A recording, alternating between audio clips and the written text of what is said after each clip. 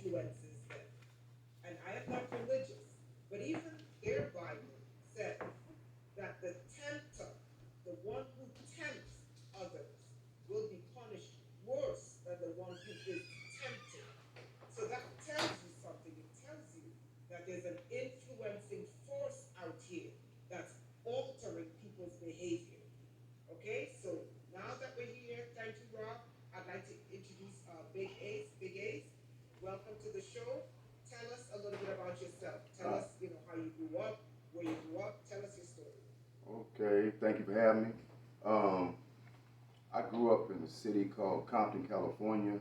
Um, Basically, I started off like the normal kid, school, sports, um, and had to adapt to my environment when going up into leaving out the sixth grade into the seventh grade. I had to kind of adapt to my environment because when you go up to the seventh grade, things change for you. So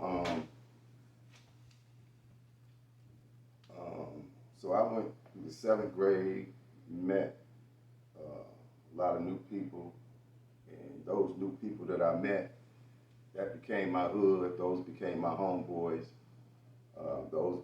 It became my family, and very quickly, I started to get into little stuff.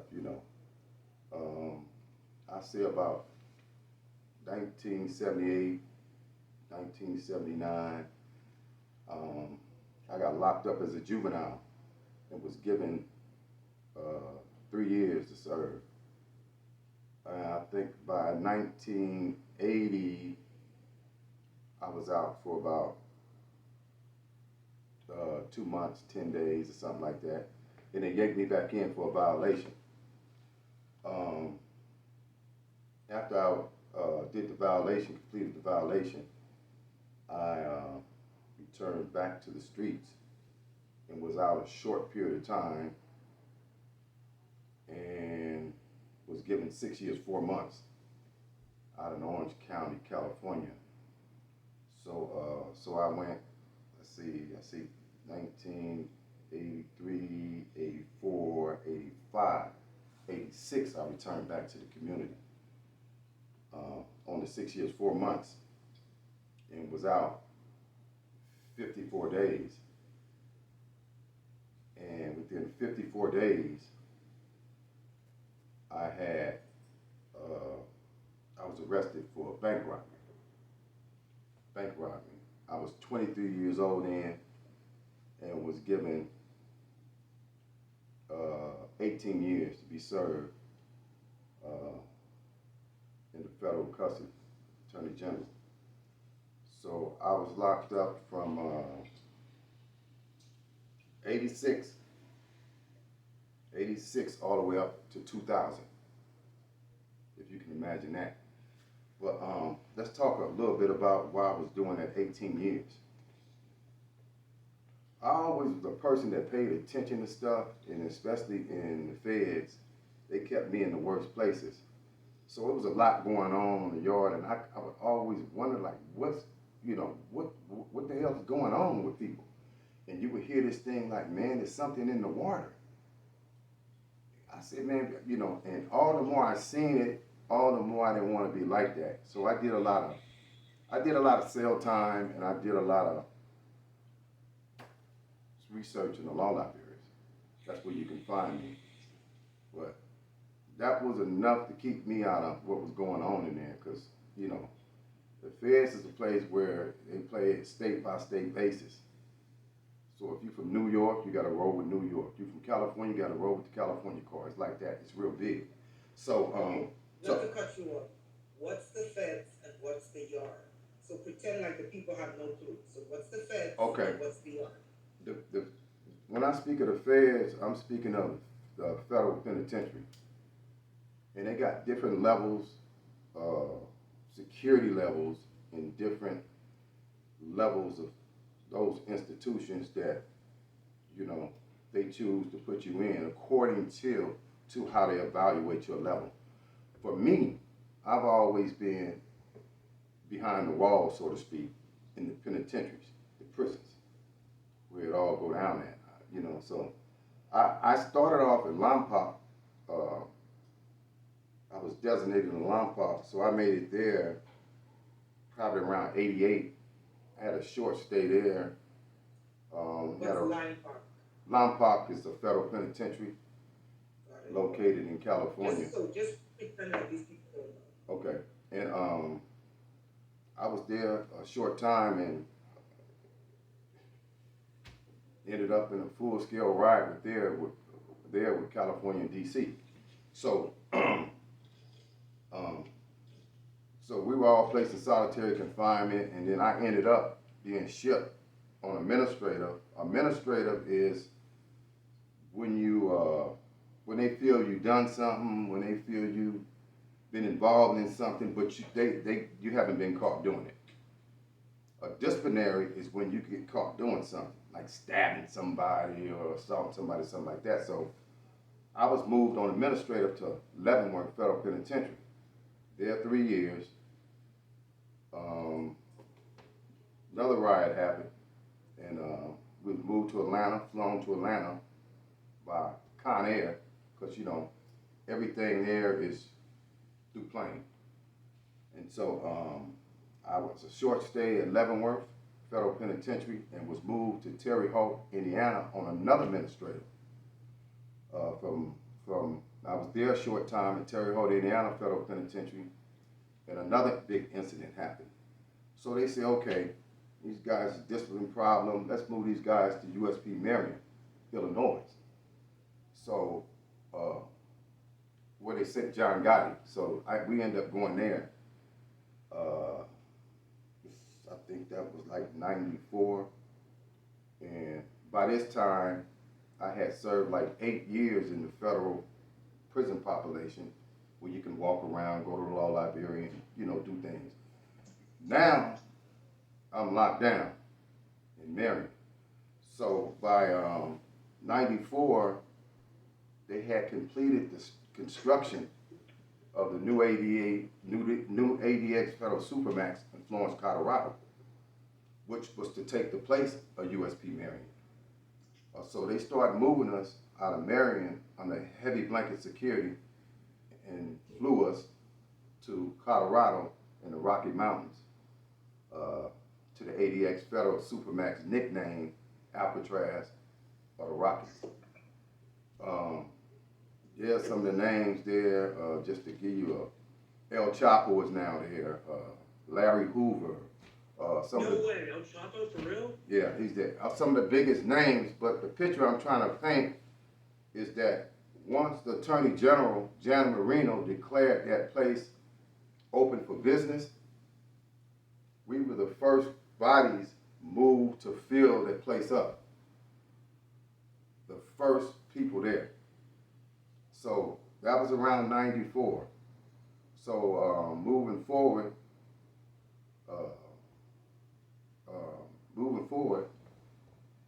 I guess I was there about 4 years. Locked down there, you're deemed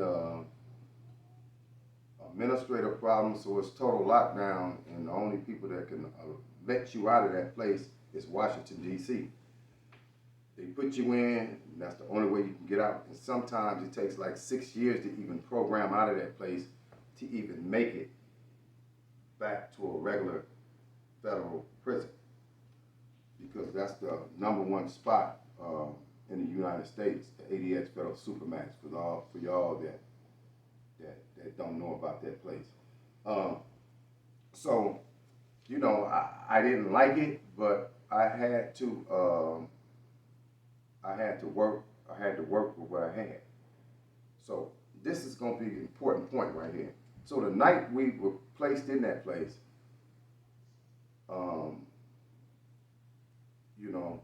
the night we was placed in there, this is the new high-tech type boxcar cells. So you got to come through one steel door, enter through that, and then once you enter through that, it's another cell door open. Well, these are bars that open next. You walk behind those bars, and they get on the radio and they close it. They uncuff you through a slot and bag out and say, all right, close 290 hour. And that door closed. So you're literally behind a steel door plus steel bars. You got a shower, TV, that's your world. You got to work with that. So I work with it. So, I did stuff like maybe, I said, okay, let me try to get the GED. So they would bring it. Everything is brought to you. The phone is rolled to you. You get like 2 phone calls a month. And if you make a call and somebody answers that phone and the party is not there that you want to talk to, that's your call.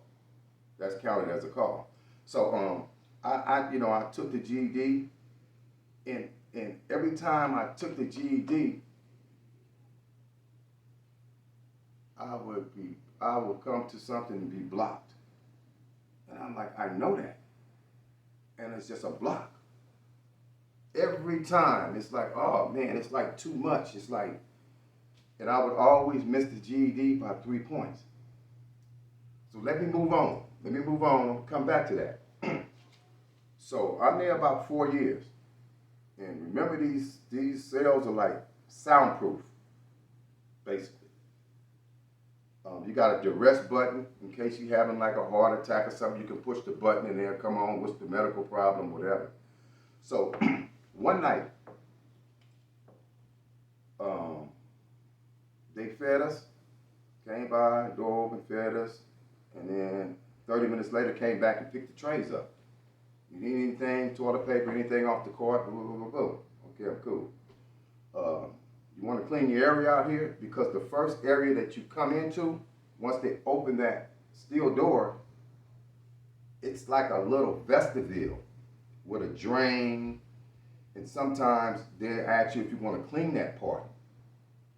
So when they step out, they'll open up your cell door so you can step out and clean that area and step back in. The reason why it's the double protection is basically for to protect the police for us, the steel doors and what we have there. So, he went about his way, and I just that evening I was like, okay. And when he came by, he passed out the mail too. So I got mail, Vibe magazine. That's when they had the Vibe magazine. I got mail with pictures in it and stuff. But I didn't open up the mail.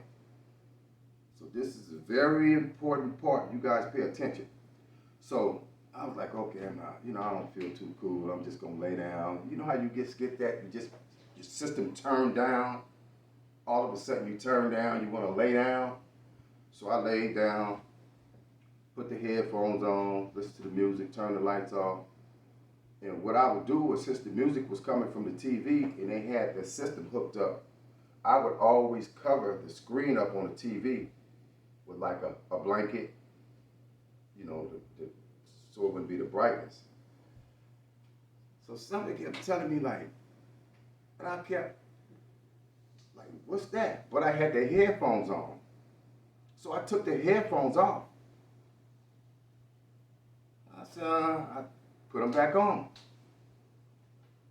And I took them back off. And when I took them back off the second time, I said, what the hell is that? Now, I'm one of them kind of people, man. Don't nothing get by me. Nothing. I'm in that cell for 4 years. You can't, nobody can see in nobody's cell there, the way they built.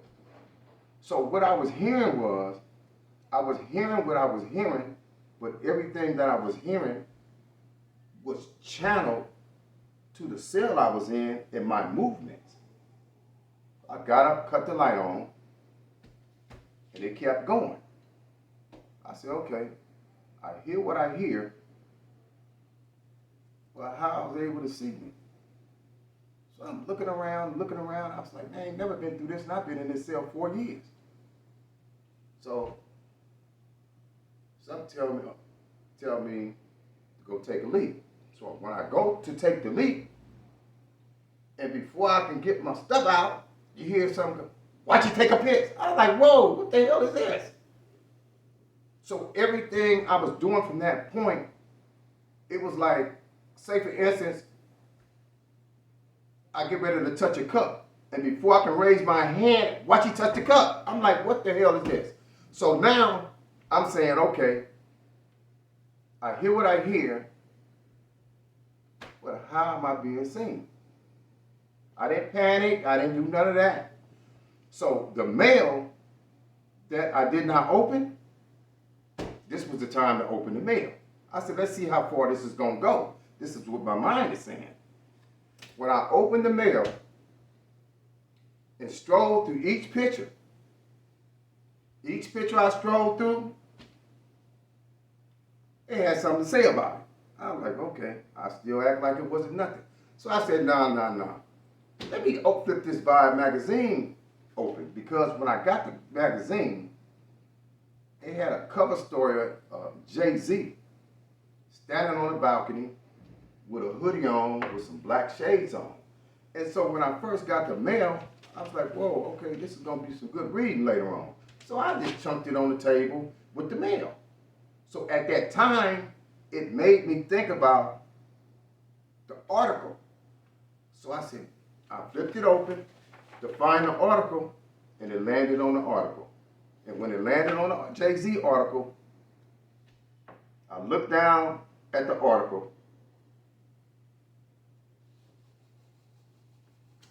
and they read the words off the article. Right there, it's no hiding it. That's when I grabbed my eyes. Y'all got to excuse my language. I said, what in the fuck did y'all put in my fucking eyes? Like that. And all you can hear, but only you can hear it, the subject. We gonna kill you, you smart motherfucker, we gonna kill you, you'll never make it out of here. I mean, just all type of rhetoric, but only you can hear it. And remember, this was the first time in the whole 18 years. I did 8 main population, prison to prison to prison, getting shipped everywhere on administrators. I was in that particular cell at the 80X Federal Supermax, the new joint, the top of the line joint for the worst of the worst in the United States on a federal level. I was in that cell 4 years. And this particular evening, and everything that I was going through, like the turn down, the lay down, and who don't want to read the mail, it was all connected with that, and I'm going to get to that. So I said, okay, I do all of this time, and this is what y'all gonna do to me? I said, all right. So from then on, they were flashing me. And when I say flash, they were bringing back something of the past, but it's like a vision. A vision. And they'll say, you remember that? You remember that? I'm like, whoa. Okay. You going back to a time where I first started at. When I talk about the schools, when I talk about the... Okay. Can you explain to us when you say you get a flash?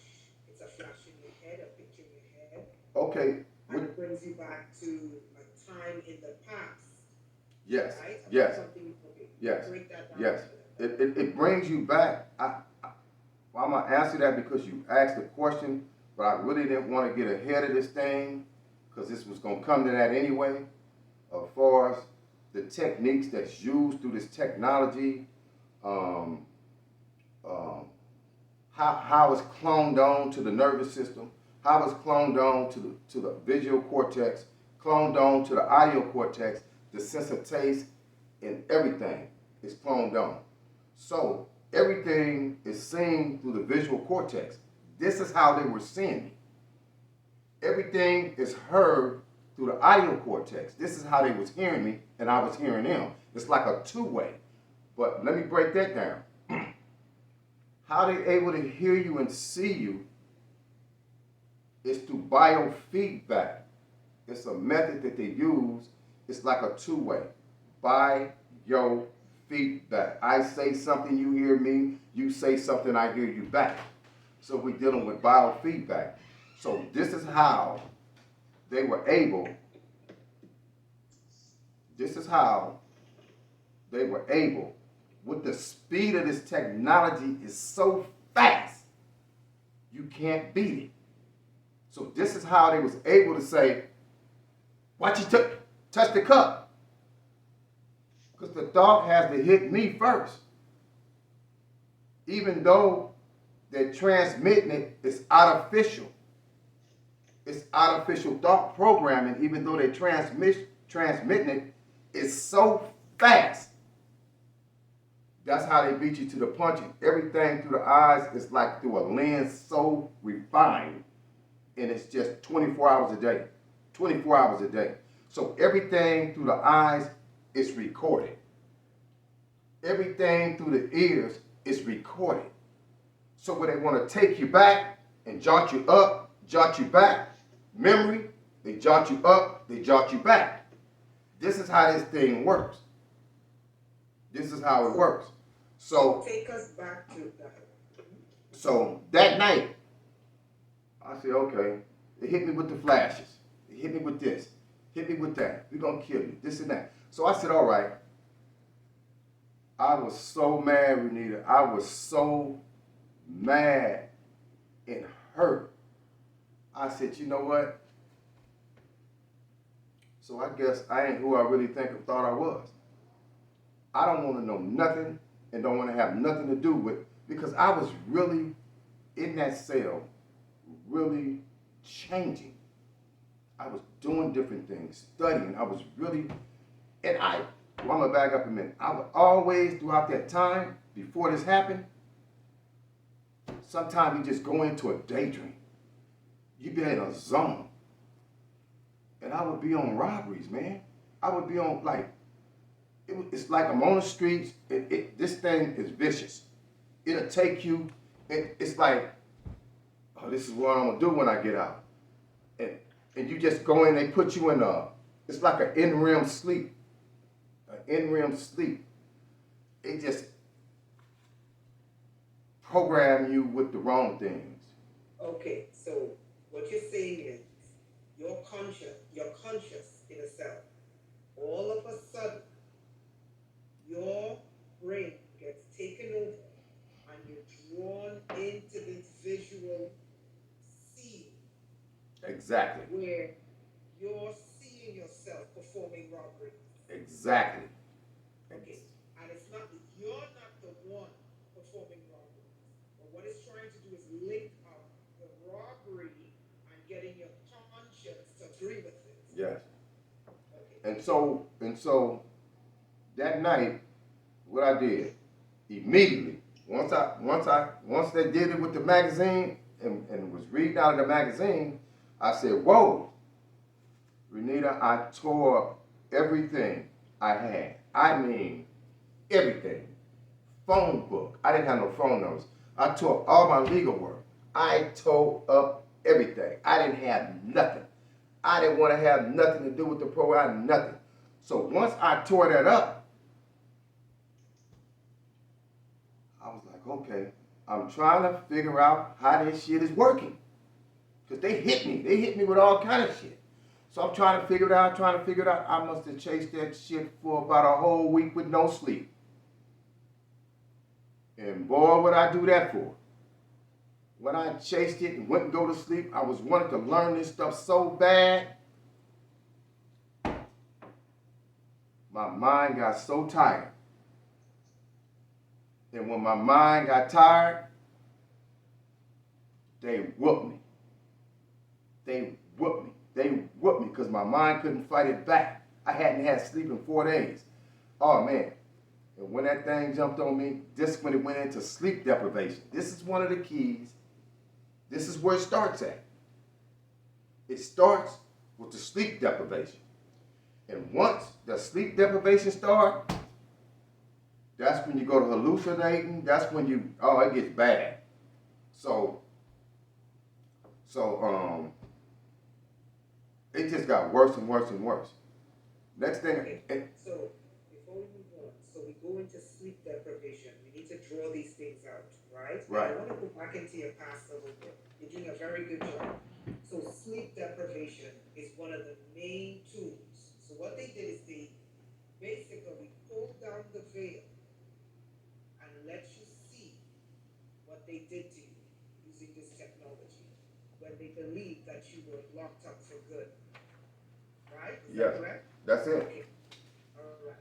Yeah. So when they thought you were locked up for good, and Janet Reno had a new prison that needed to make money with new technology and new handlers in that prison, they thought, okay, these guys are gone for life, they're never getting out. Is Yeah. that correct? Yeah. So in that prison, in that environment, that's when they said, pull it down. Let them see what we've been doing. Yeah, right? exactly. That's when it just, Okay. at my, And in that prison is where you realize all your life they turned you into a criminal. Is that correct? It's okay. Is that correct? yes, it was all about the programming.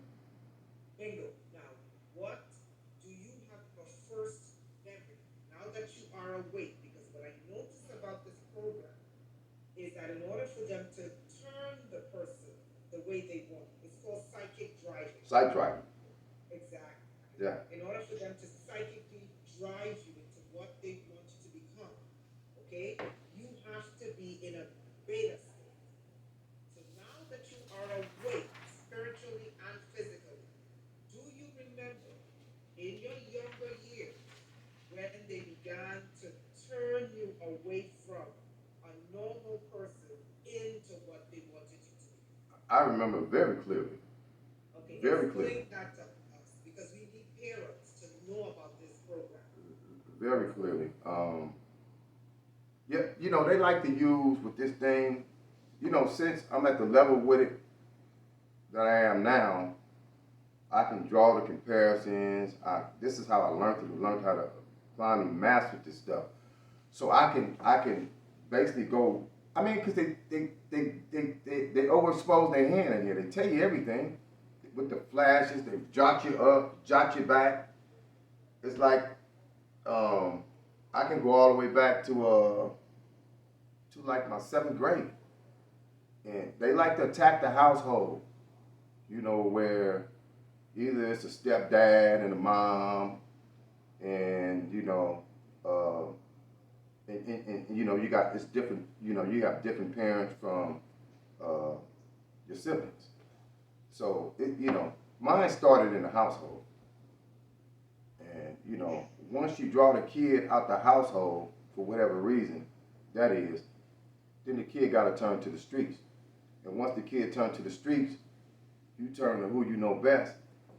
That's all your boys you done met in school, and you know, you become a part of that in crowd, you know. Okay, so stop that right there. That's important because this is for parents and children. So you said what they do is they use the weapons in the house to get the child out of the house. Right. I got a question about that right now because I think a lot of people deal with like domestic situations. They don't realize the targeting takes place. So they're actually targeting your parents at this point, so they can get an effect out of you. Is that correct? Yeah, this is how they break down the household. It's you know, you break down at different levels. Just like I just mentioned where where this thing had went into sleep deprivation. Okay, once you go into sleep deprivation, that's a stage before they break down the ego. Once they break down the ego, once they break down the human ego, that's when you can deprogram, and at my point, it even went into, they erased my memory. They totally erased my memory. I didn't have nothing to turn to, no books, nothing to read, because I tore everything up.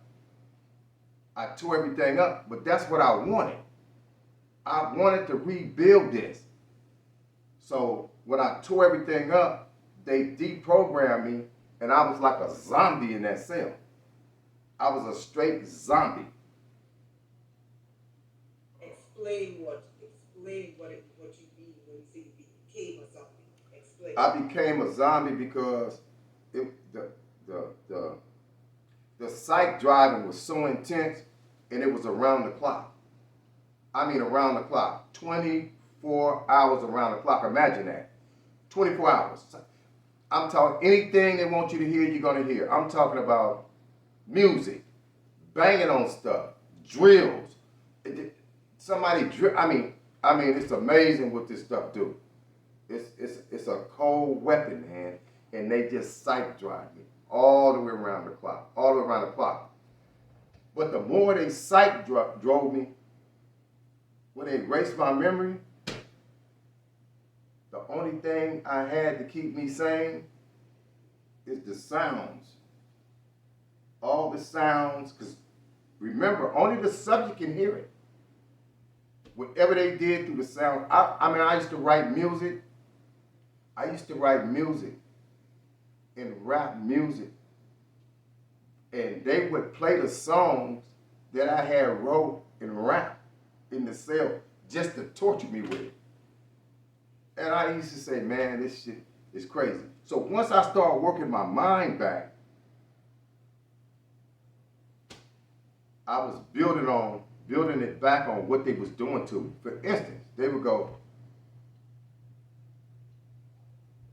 what that feel like? And they would call me the N-word. What that feel like? And they'd go, scratch. I'd be like, what the fuck? This technology is a beast. I would be sitting there, and you know how you hear a loud boom and it startle you? I would hear, and the sound effects through this technology is amazing. You hear a boom, and simultaneously, my body would go like this. You know what I would say? I said, oh, you guys control that cell too, huh? Everything that make you jump, make you fearful. Remember, this thing is the foundation of it is the fear. This is how you get people to make the wrong decisions. It controls the panic and flight. It manipulates the panic and flight in the individual. And that's one of the most important parts about getting people to do stuff is the fear factor and the panic and the flight in the person. So I would master everything they would do to me. One time I was standing up, and and I grabbed the wall. I said, ugh. They sent a sharp pain through my rectum. And while I was grabbing the wall, I said, oh, they said, what that feel like? Call me the N-word. What that feel like? This one, they was trying to turn me into a madman. I said, you mother. Oh, man. I went through it in there. But the thing about me, I end up mastering everything they were doing to me. They would take my wind. They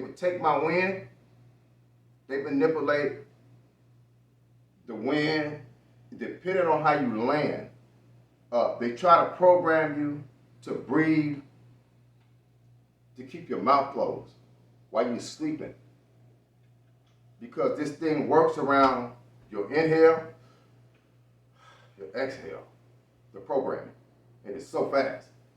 So I end up just mastering this whole deal. And man, it's just so much to it.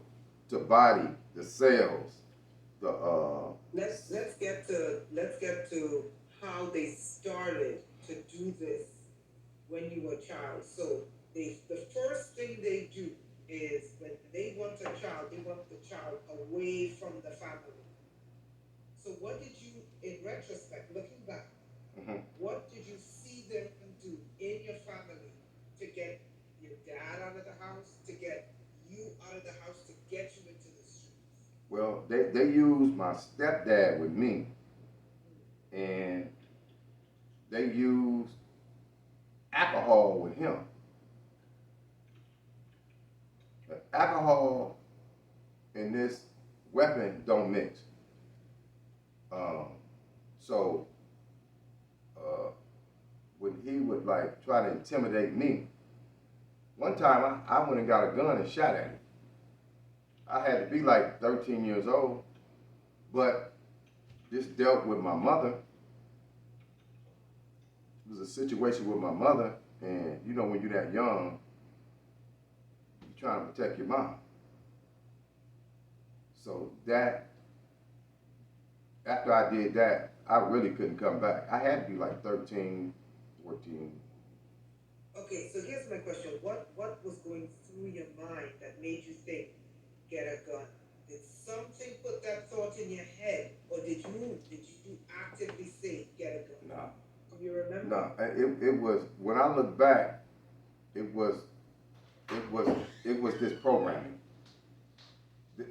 This thing has been on me a long, long, long time. So I'm gonna move. In Compton, where the Black Panthers were. Exactly, because you know, at that time, when you had J. Edgar Hoover, J. Edgar Hoover were trying to annihilate the Black Panthers and get them out the way by any means necessary. When he finally took them out the way, the next people up was us youngsters. Which we were in Crip hoods, we were coming up in Blood hoods, and for me, I was in a Blood hood. So they started working on the Crips and Bloods across Los Angeles. What does that mean? What does a Crip hood mean? What does a Blood hood mean? Because Okay. I heard when the Crips and the Bloods they originally came about, they weren't like shooting and killing gangs. They were like neighborhood watch groups. What are Crip hoods? What are Blood hoods? Yeah, okay. They're all like urban hoods, where most of them low income, where a lot of us was raised at in the 70s, coming up, and then they didn't have the drugs, the type of drugs you have now. They didn't have the type of weapons you have now. So a lot of things were more like physical, like, you know, a fight here and there. Every now and then somebody might get shot every now and then. But at that time, me knowing what I know now, this technology existed, but it wasn't at the level it is now. So they was working on us then with it. Right. Say something, Mace? I was gonna say it's a fact that the three-letter agencies put cocaine into neighborhoods, specifically African American neighborhoods in that time. This is like people say the CIA, you know, like. So do you think that had something to do with like the obviously the chaos that ensued? Oh, most definitely. Most definitely. And the Crips with the guns. Yeah, most definitely at that time, because you have to really look at the level and the height that everything was in the country, and was specifically focusing on the inner cities in all the states in Texas, the ghettos in Texas. You know, we got ghettos everywhere, even overseas is ghettos. So everything, you know, we at the bottom of the totem pole. So we always considered we considered the ones that you experiment with, you know what I mean, on the bottom. So it was a lot of that going on, man, for sure. It was a lot going on, and we went through a lot of stages after the Panthers. Because after they wiped the Panthers out, they wiped us out. And I guarantee you, every Blood and Crip in my era, 1979, 80, 81, 80, they wiped us all off the street. And ask me how I know. Because the same ones that was in juvenile hall with me and all of us was the same ones we seen in youth authority. And the same ones we seen in state prison, in the same ones we seen, the same people. It's so cold, and we get to know each other. This is how deep this is. The same, I mean, come on. One thing, the dangers about this weapon is its ability to create the trends through the minds of the people. So this is why, what's the name of the drugs out? The drug. This is why fentanyl, see, people don't take fentanyl just to be taking fentanyl. It comes through here. It's programmed in. This is how they're able to sprinkle this stuff in every ghetto in the country. But when you sprinkle it in every ghetto in the country, it's something you gotta put here with it simultaneously and have everybody doing the same thing at the same time. And I don't know you in Texas, and I don't know that man in New Mexico, and I don't know that man in New York, and I don't know these people out here in this state, but we all doing the same counterproductive thing, behavior. Robbing banks, on drugs, suicide, all of this stuff is a package deal. The suicide, all of this stuff, mental health. This weapon that I'm talking about is the biggest, it's the main problem, it's the crux of the world mental health. This weapon right here. Because when you can't figure it out, guess what? You talk about committing suicide, because it will drive you mad. Some people's not as fortunate as me. Some people can't master this thing like this. You know what I'm saying? So look, let me take this a step further. So they say, okay, you maxed out. You maxed out. But we can't parole you out of the ADX Federal Supermax. Nobody paroles out of here. So we're going to put in your referral. We're going to send you back to Lompoc, where we got you 8, 9, 10 years ago, where the first ride was. And as soon as I got there on the plane and put on the bus and taken to the prison, because every time they fly you, you're going to always land at a military base. Every time the feds move you. The closest military base to the prisons, the federal prisons, that's where you're gonna land. And when you land, it's gonna be federal marshals in bushes, feds in bushes with guns, and it's gonna be buses parked every which way, and everybody on that plane is gonna come down, and you're gonna get on one of those buses going that way, going that way, going that way. Fortunately for me, when I got off, they were saying, "Welcome back to Lompoc, Sample." They remember me from when I left. Put me on the bus, took me, stood out in front of that joint, sitting waiting for the lieutenant for a minute, about 30 minutes. And as soon as they took me off, he said, "Who do you have here?" "Oh, this is Sample. He just come out of the ADX Federal Supermax." "Taking the lower ride, taking the lower ride." I said, "Whoa, you kind of geeked up, ain't you?" Took me, locked me in the lower ride. They said, "You won't get on the compound here. You got 30 more days left. We got a one-way ticket for you to LA." 30 more days left. I left up out of there, got there on the bus, went back to Compton. I'm gone, I did 14 off the 18, 14 flat. Guess how long I was on the streets? 54 days again. Now tell me that is some shit. 54 days again, but this time, you know what the Fed said? He said, "You've been busy in 54 days. You got 4 bank robberies." I said, "Whoa. 54 days. Okay. Now we got to really let them know what this shit is. Because they talking about giving me life. The Federal Sentencing Guideline book is a book that they started in the 87, the new Federal Sentencing Guidelines, where, okay, you guys want to sell crack and stuff off the corners and go to the state joint. Now we got a new Federal Sentencing Guidelines. You get caught with so many grams, you coming into the feds. So this is when they start yanking all the blacks and Mexicans off the streets. In the feds. With the guns, with the drugs. Oh man, it was terrible. Man, I looked around, I was like, man, this is crazy. This is crazy. They was coming in, they was coming in, they was coming in. For me, I fell right there on the border. I fell under the old sentencing guidelines. So that judge could have really gave me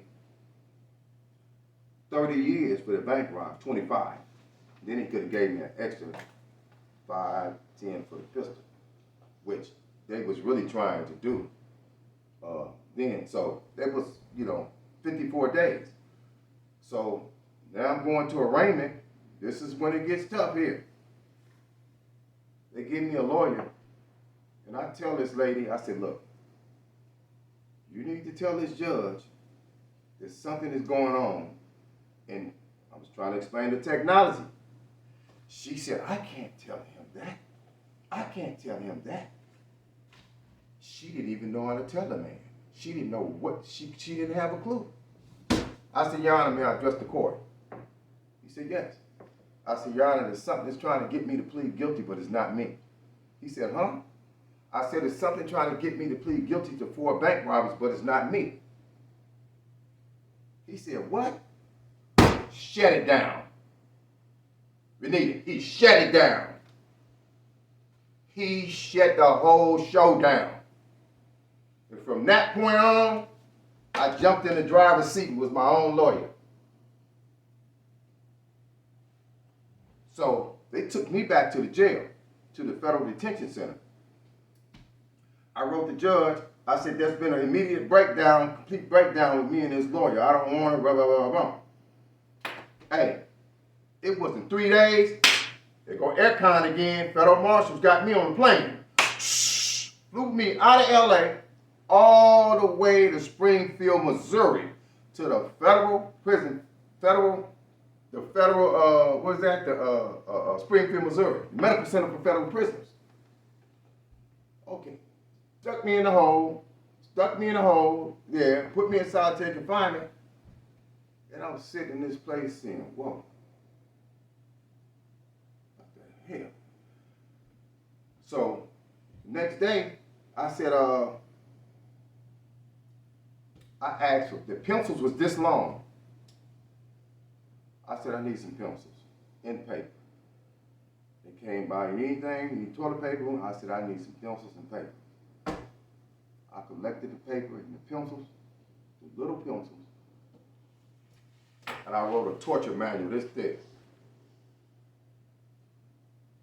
on the program. A torture manual. Next day, it busted trap. The guy say, hey Sample, he said, I'm gonna be, my name is Dr. Demir. I'm gonna be your doctor while you here. I said, yeah, while you being my doctor, while I'm here, you need to take this manual, and you need to go get you a copy of it and bring me a copy back. He came back the next day. He handed me the paper through the trap. He said, they about to pull you out. They handcuffed me, pulled me out, took me to the back, and before the man could sit down, he said, where did you learn this from? He said, where did you learn this from? I said, I told you, the ADX Federal Supermax. He said, this is my intern. He had a young white lady with him. I said, they're killing people with this technology. She said, they're killing people? I said, yes. That was the start of it. I end up being a study case. I went there, I said 2000, 2001, 2, 3, 4, 5, 6, 7. I was a study case with no trial. No trial. The doctor said I went through the best of the best. So after he asked me where I learned this at, he said, we're going to go take you and put you back in the cell. And would you take this test for us? I said, yeah, I take the test if you give me a neural vial. Because if something in me, I want it out. It went and put me in the cell, came right back and hacked me a test. A 500-page test. Psychological test. The third question on the test, Renita, was, do you hear voices? I said, y'all messed up. I told the test up. Y'all gave y'all stuff away on that one. I ripped it up. And when they came back to get the test, see, because if I take that test, it's going to be part of trying to give me that 100 years. Mm-hmm. So I didn't take the test and I tore it up. They said, you tore it up? Why did you tear it up? I flushed it down the toilet. Why did you do that, Mr. Sample? I said, because you guys ain't being truthful with me. I told you give me the Neuroval, I'll take it. Give me the what are you referring to? A Neuroval. A Neuroval. What's that? It's Can you tell us? it's a body MRI basically. Yeah. Your brain, everything. Yeah. Renita know about it. She know. She know. You might not know because I wasn't familiar. You know what I mean? I wanted to body scan. Yeah. It's a body scan. It's a body scan. I fought for it, so they was flying back and forth. Back and forth. They say, oh. Not to cut you off. So what they did is he said, give me an evaluation. He wanted imaging because he knew they put something in him, in his body. You understand? No, we're talking about cybernetics, right? We're talking about like cybernetics. Cybernetics is the foundation, sir, yeah. Right, to turn him into what the Manchurian candidate, what they wanted him to be. So he figured it out, and he said to them, give me a Neuroval before I take your test. So what they did is they presented a test to him, 500 pages, but in the test, they wanted him to basically say he's hearing voices to write him off as crazy. That's what's going on. So my whole thing was this. Like, everybody would come there, and I guess, I don't know, people have their different reasons, was trying to get out of trouble or whatever. But me and my knowledge of this weapon and what was going on with me, see, that's the first trick with this technology. See, normally when you hear something, you hear a bird twerking, you hear the fan on, you hear it, you hear radio playing, So this notion about people hearing voices is the biggest game in the world. A person doesn't hear voices. A human being doesn't hear voices, period. It's not happening. You're hearing what you're hearing. Now it's up to you to find out where it's coming from. So, I like that. Yeah, people get so wrapped up with this. This is why I say, this is the bulk of mental health. It gets so bad, they start calling the voices theirs. I'm hearing my voices. So they say they need their medication. I'm hearing my voices. No, that don't belong to you. It don't belong to you. So with me, it was different. I was like, no. I said, I don't hear voices. So, you know what? I got a transcript. And this came up on the back end when they got tired of dealing with me. So my whole thing was, I don't hear voices. What I hear is audible. It's an audible, loud enough to be heard. That's what that means. Look it up in the dictionary. Loud enough to be heard, that's what I'm hearing. I don't hear no damn voices. This shit is personal, it's torture, it's all of that. So I took it all in stride, and so the guy said, okay. He said, there's one more person I got to call before I make the decision on you. It's your stepfather. Because let me go back. When this was going on with me in ADX, and I started getting my memory back,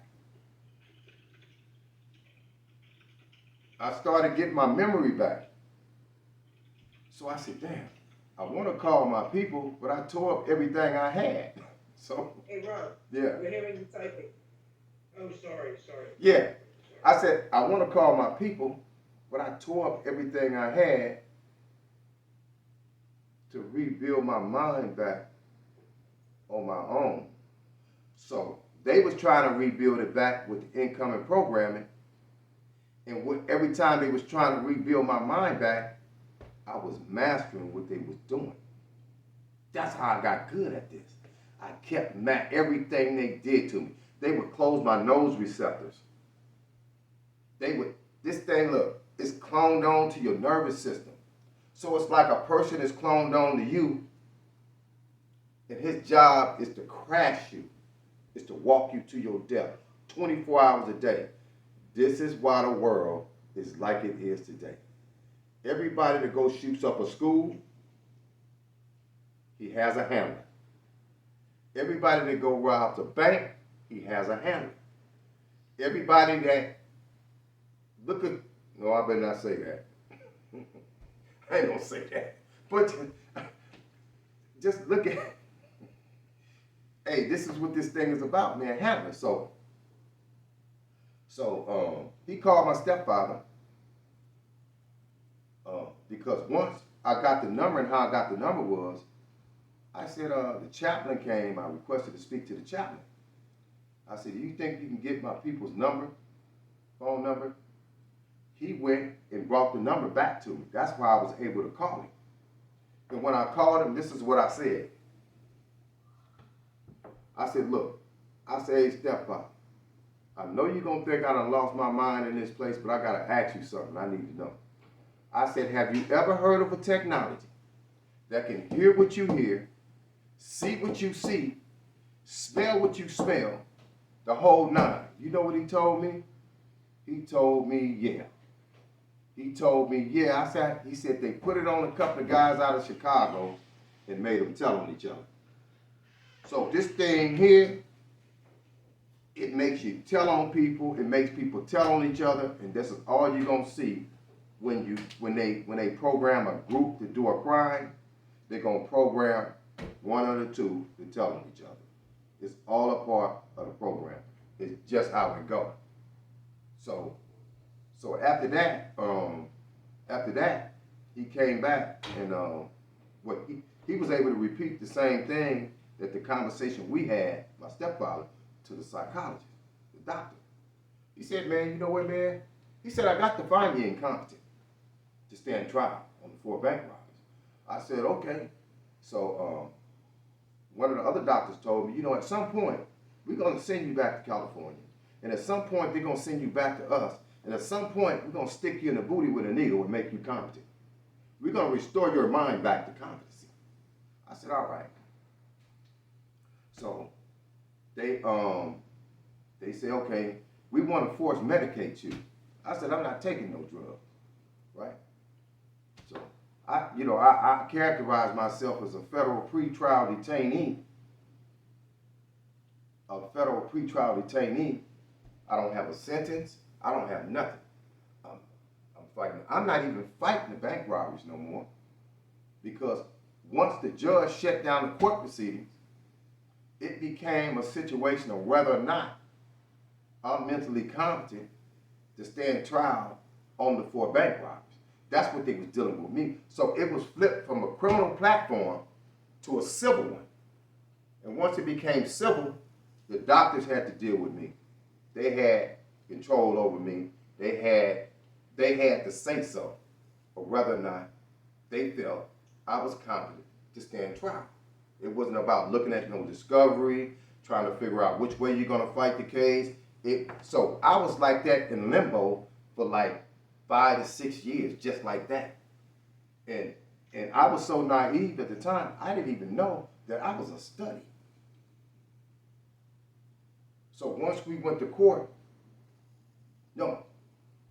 I ended up getting an article out of the U.S. Today's. It was a small article, and the article entailed that it was a doctor named Richard Young, and you guys can Google this. Richard Young, out of the Whitehead Institute in Boston.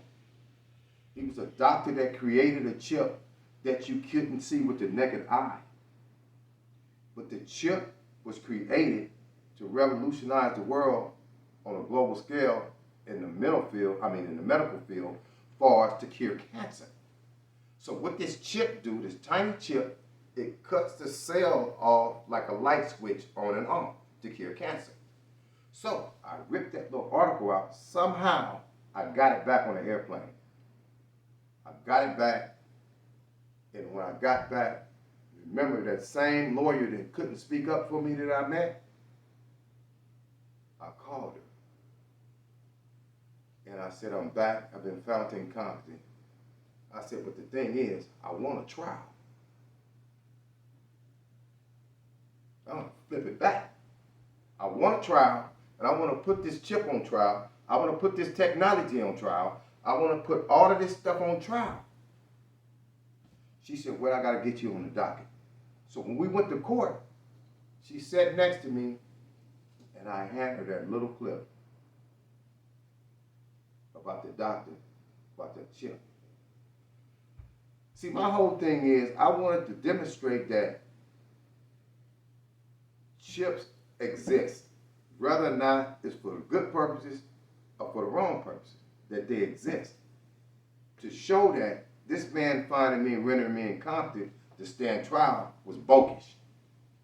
Because he rendered me incompetent based on my knowledge of this weapon and this stuff that goes on in the global scientific community that's prevalent in today's scientific community. It's prevalent. You can't be called crazy for it or nothing. For my knowledge, having knowledge of it, he rendered me incompetent because he didn't have knowledge of it. So when I got back, I wanted to use that article to show how stupid he was, that chips do exist, regardless of what kind of chip it is. It's patents on all kinds of chips.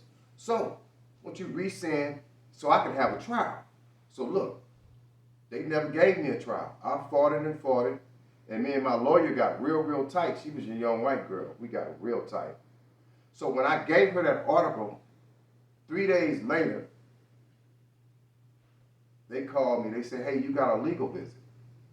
When I went down for the legal visit and got escorted down there, they said, your visit is in room 10. When I went to room 10, there was a guy there named Thomas Oates. He said, the attorney sent me here. I'm your new investigator. He said, you know what? I read the piece. Your chip does exist. I talked to Richard Young at the Whitehead Institute in Boston, and he explained to me all the commercial uses for his chip. I said, hold it right there. He may explain to you all the commercial uses of his chip. I said, but there's some dirty chips out there, man. He said, yeah, and we're going to find them, and I don't put nothing past the government. This dude went on a rampage, just investigating. I had him for like 6 years. He got to know me very well. I said, every time I talk to him on the phone, he got a new chip. The Angel this, the Angel, it was done in the 60s. It was this, we came with so much evidence. He said, wait a minute. I got a friend that worked at 60 Minutes or 2020. Let me try to get in contact with him so he could run this story. I said, yeah, because they ran a story like this on 60 Minutes, I remember a long time ago. When I talked to him again, he said, call me back in 30 minutes. He said, my buddy's playing stupid. At 60 Minutes, 2021 of them. I said, we're going to get to the bottom. He said, man, if they don't kill us first. I said, we're going to be all right. And so they end up,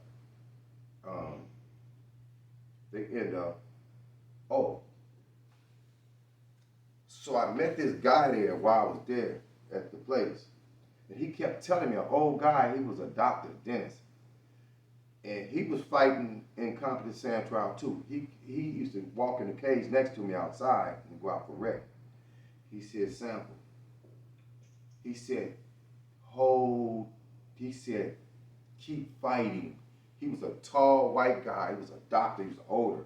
And we used to pace back and forth. He'd be in one cage, I'd be in one cage. And every time I see him, we walk and we talk. He said, keep fighting. My case is going to help you. And I'll be damned. His name is Dr. Sales. While I was there, that court's decision came down from the highest court of the land, Supreme Court.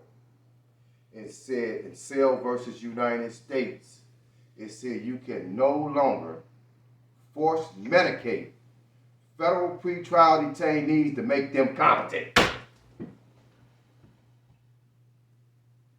That man kept telling me, My case is gonna help you, Sample.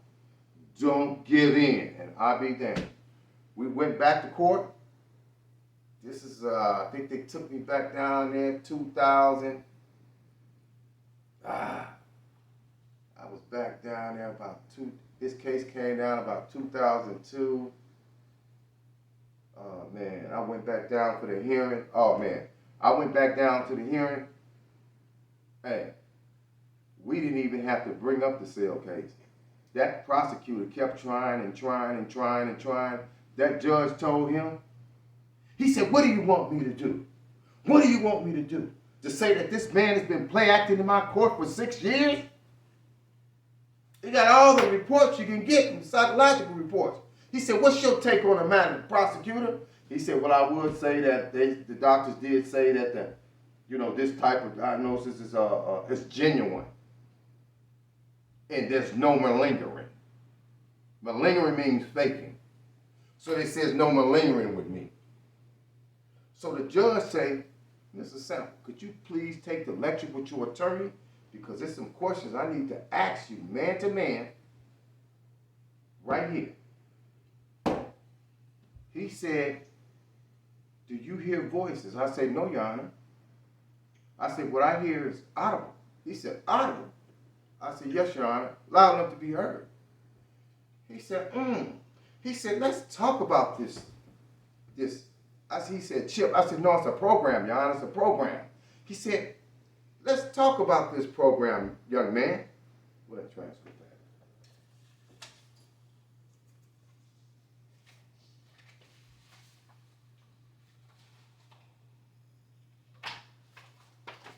at? This is the transcript right here. It's vicious. This is the transcript. This is the colloquy that went on with me and him. And this is when he finally, he just said, look here. The prosecutor was saying, hey, Your Honor, this man's been busted red-handed. He threw the book at him. He said, what are you talking about? He said, Your Honor, he's going to very well end up like John Hinckley. I said, John Hinckley? And placed in a place for an indefinite period of time and then released back to the community. I said, John Hinckley was the one that shot President Reagan. He said, you know what, man? What am I to say? This man has play acted in my court, been play acting in my court, this, that, and the other. He said, look. He asked me, he said, man, where did you learn this at, man? The judge. I said, at the ADX Federal Supermax. He told him, man, that it had the sidebar. My attorney, and it's the sidebars in here too. She said, John, you know what? He's been fighting for the neural valve for this. I went and I investigated, and the hospital told me, Memorial White in LA said that it might be about $1,000 or so to do an MRI, and that, he has this thing in his head, so to the point that he want to prove or disprove. Because if it's any, this is going to be his defense in trial, Your Honor. He said, whoa. He said, damn if I do, damn if I don't.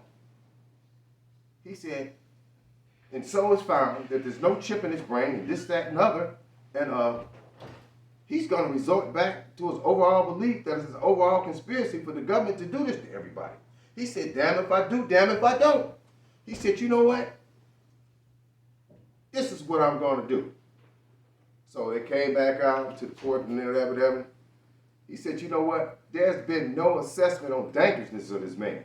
I know everything about this man in the last 6 years there is to know, all these reports. He said, there's been no assessment made on his dangerousness. He said, if this man is found not to be a danger to himself, to the community, other people's property, then release him back to the community. He said, I think I'm going to send him back to Springfield for them to make that determination. And if he's so found to be a danger, then they can seek civil commitment of this man. So when I went back, the federal marshal flew me back. I didn't see the doctor for a minute, so I catch him in the hallway. I said, Demir, what am I doing here? I said, I can't be committed. Phil versus United States, you can't medicate me. I can't be here walking in an institution, one of these type of institutions, and not be on drugs. You can't put a person in them institutions under civil commitment just to be putting them in there. They have to be committed, or they have to be on some type of drugs. I was refusing. So I said, you know y'all wrong, man. So what they did was they hooked up a petition, took me to the local court, even though I was charged out of the court, the Central District Federal Court in California for the 4 bank robberies. They took me to the local court in Missouri, not too far from the place that I was in, sent me before a judge, and he committed me. And look, the only way I could be committed is I have to be demonstrated as being a danger in my current confinement situation. At that time, I had been back and forth to that place under a study case for 6 years and hadn't done nothing. Hadn't put my hand on nobody. Oh, back in 92 in Leavenworth, it was a riot back then. All right, and back in 88, it was a riot in Lime Park. Or they was reaching for this stuff to say that I was a danger. Man, this is like, what, 20 years later, you, come on, man. Y'all gonna do it like that? That judge committed me under a civil commitment under, he committed me under the,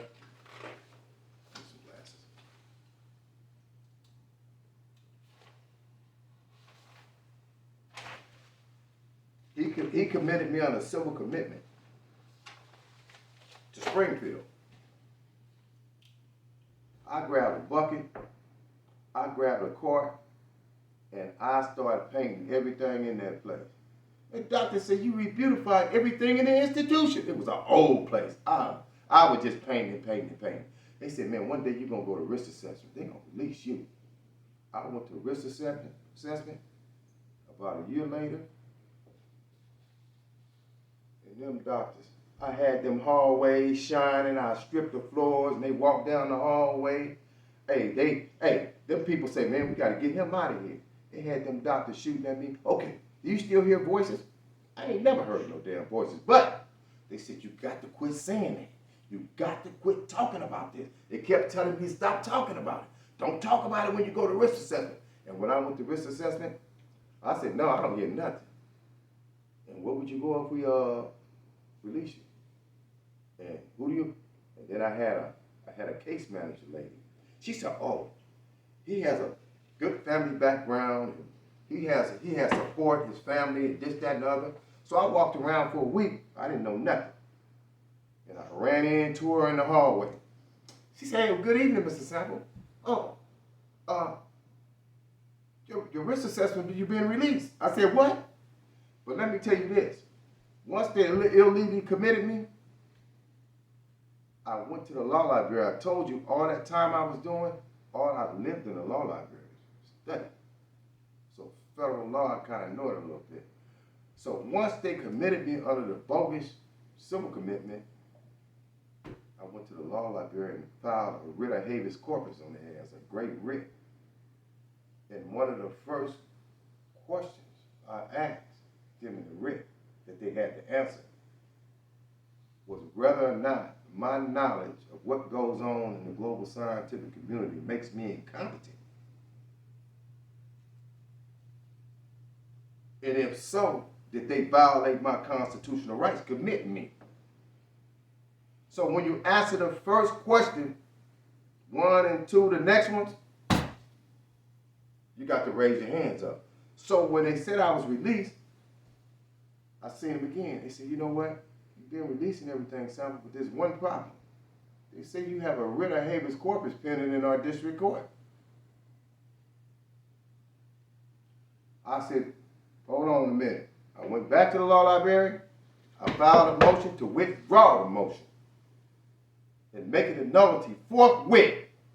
They sent me the order, took it out, and gave it to them. I was on an airplane up out of there. So, I was on an airplane up out of there, but I couldn't speak about this stuff. So, I went back, I went to Texas, And I stayed there maybe 3 months, 4 months, and I told my brother, I said, look, I'm going back to LA. Went back to LA. They transferred my conditional stuff because I was still under that civil thing. And so they gave me a parole officer for that. And I was on that for 5 years straight. Seeing a psychologist for 5 years straight. For 5 years. It was every week I had to see that man.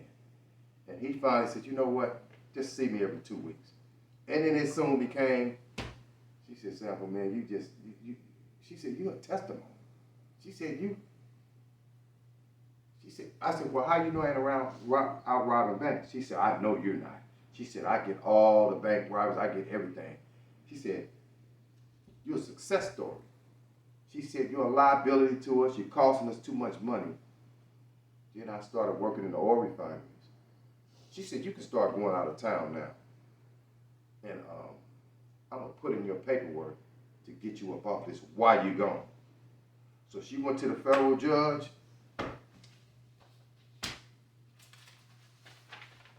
And he released me off this stuff.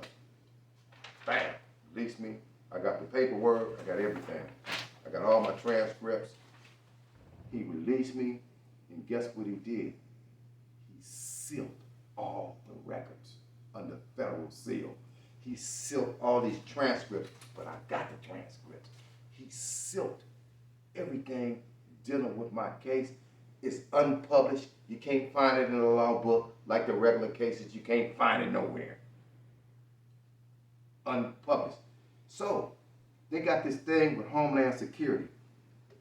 And in the oil refinery, there's certain places that they have jobs. Okay, we're going to Texas, but it's by the waters. Do you have a TWIC card? It's the new thing with Homeland Security. Oh, I got my thing. Oh, my wallet is back there. That first room right there. It's dealing with Homeland Security. It's called a TWIC card, and it has a chip in it. And so it allows you, it's a work credentials identification card. And it allows you to work in areas that the average person can't go in.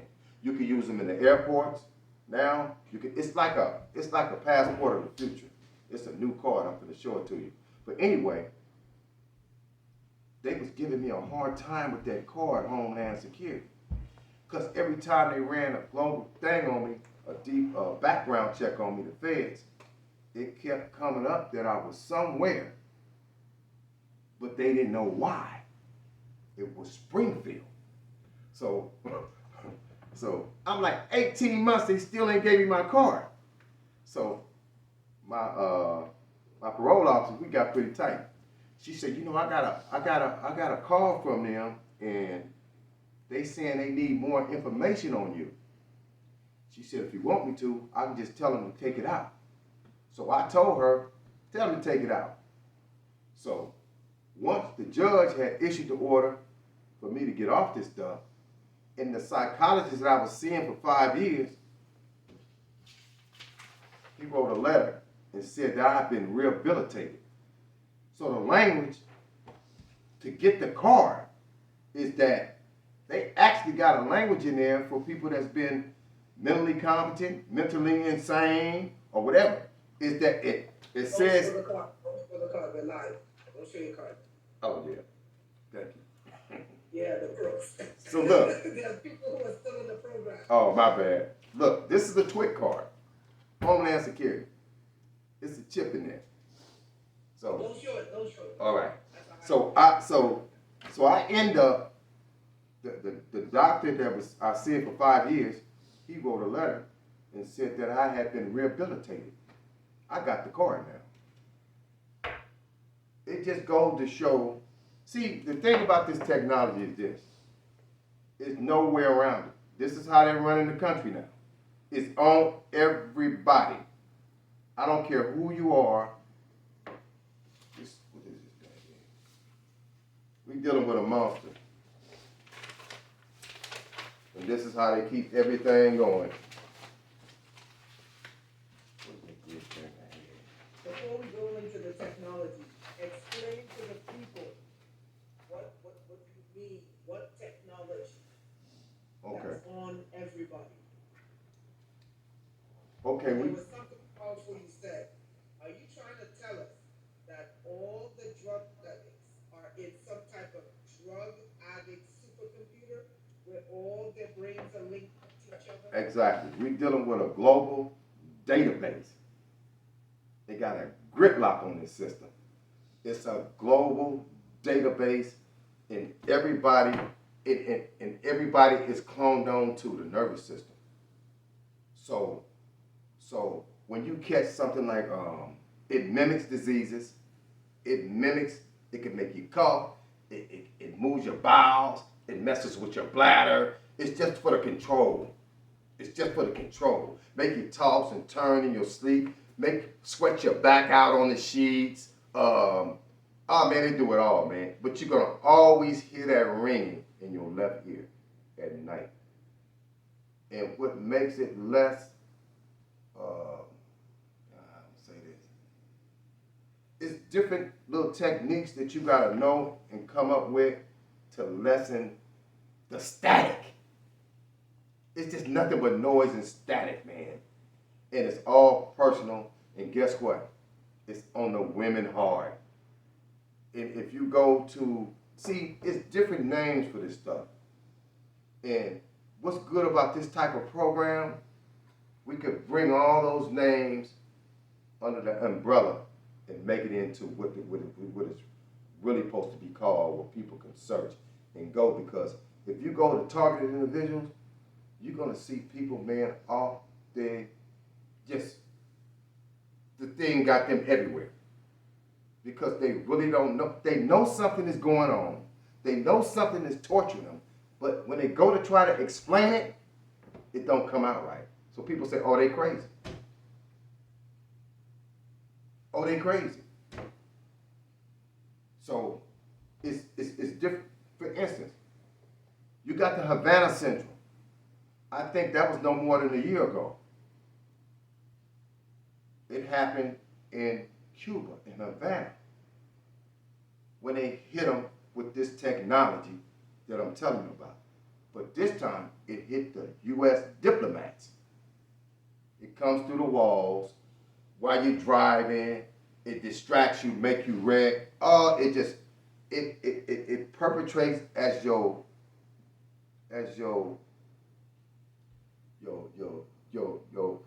focus and your alertness.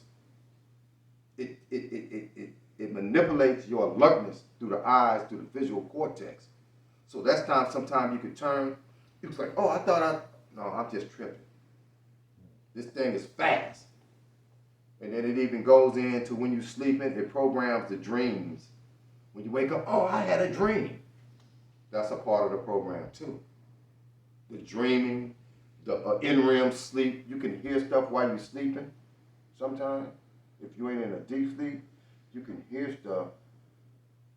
And you can wake up and be like, damn, I was kind of asleep last night, but I heard a car outside, and I heard this. That's called in-REM. It's part of the programming too. It's different names for everything this thing do, because they got a program menu that matches every cell in the body, the nervous system, everything that goes inside the body.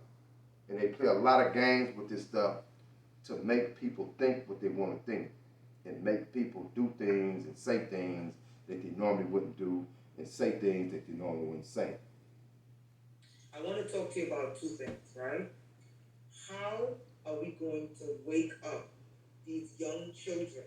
Because what I realize is what they do is they put them into the beta state, The baby. especially with these health phones, okay? That's like beta state is the equivalent of sleeping. And that's how they're able to take over their minds and get them to either, and I'm not making, this is not about skin color, this is just how the program works. So for young black boys, they want them to become criminals. For young white boys, they want them to become drug addicts and suicidal. It's not about skin color, they're doing it to everyone, but they do it to people differently. So what can we do, Big Ace? What can we do to wake up these young people, to keep them, when their eyes are open, in an active state, so they're not going into beta, and then they take over their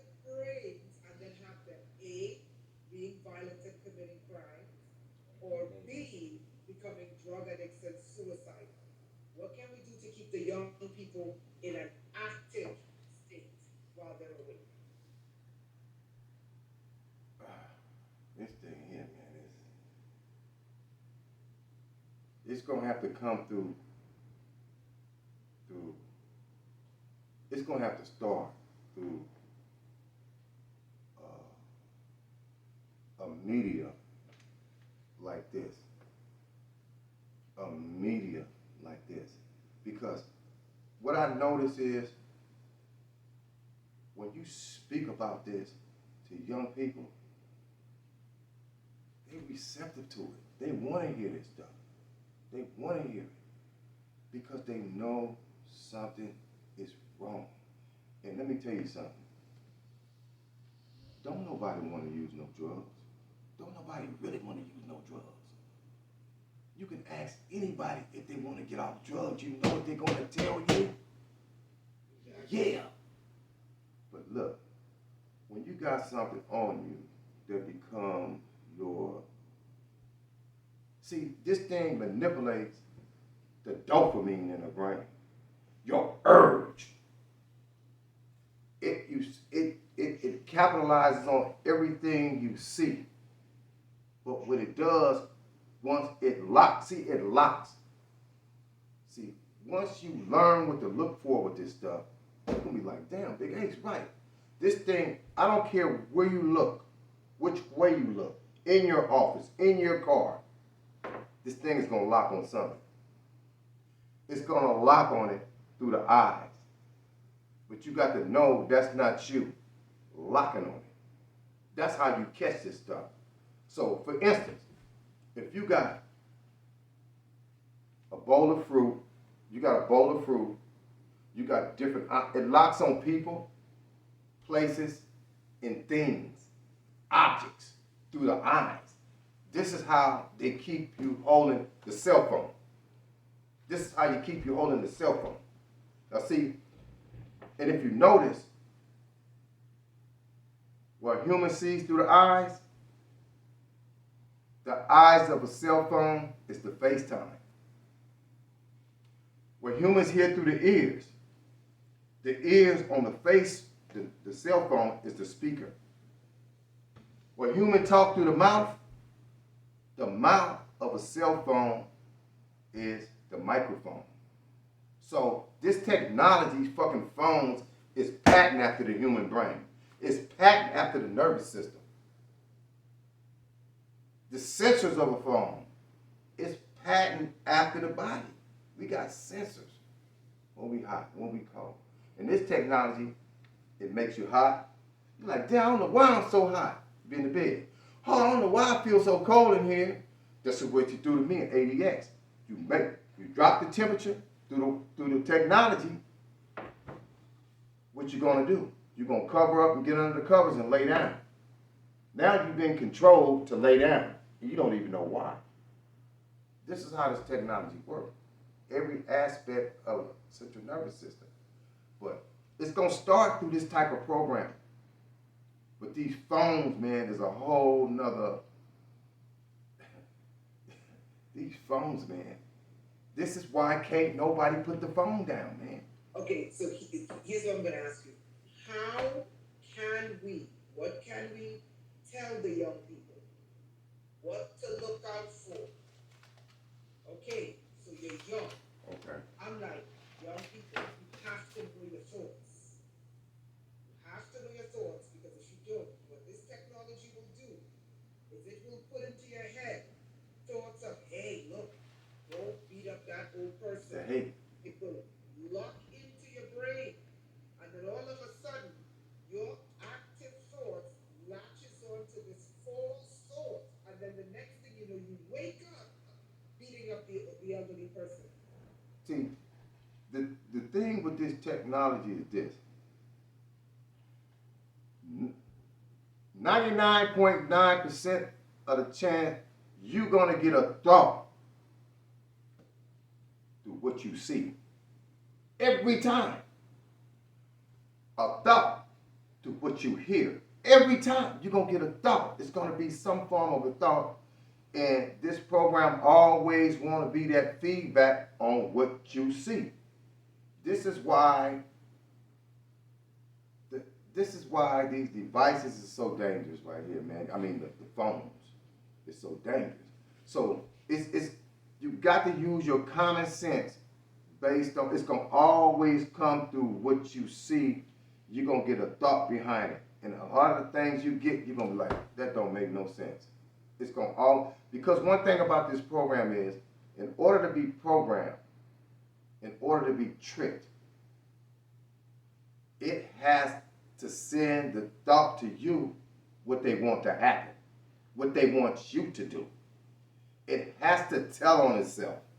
This program, what it's just built that way. It's nothing they can do about it. And that's the part about it they hate. But the things that a lot of people get, they don't have, they think it belongs to them. And it don't. So a lot of this stuff has to come through just the basic common sense individual. Because you don't get a thought to do something until you see it. You see the drugs. And here it comes.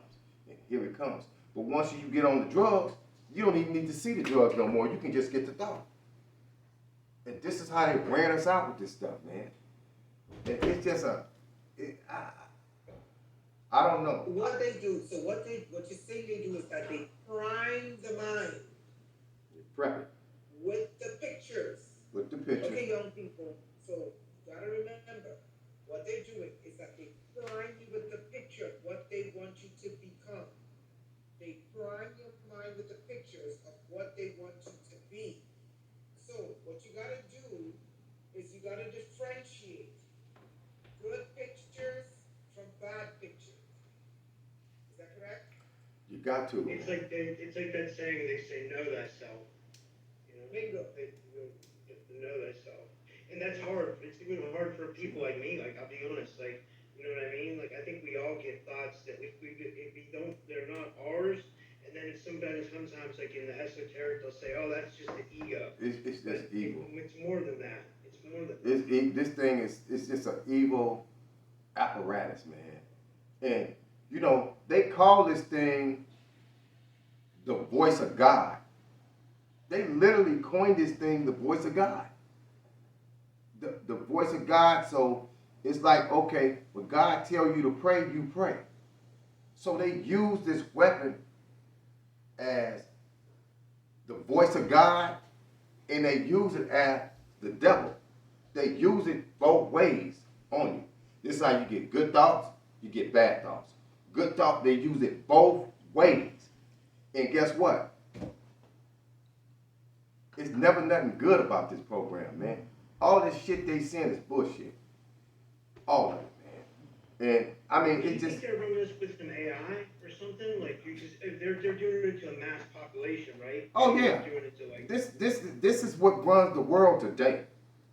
This is why everything you see, everything, it's gonna be a trend.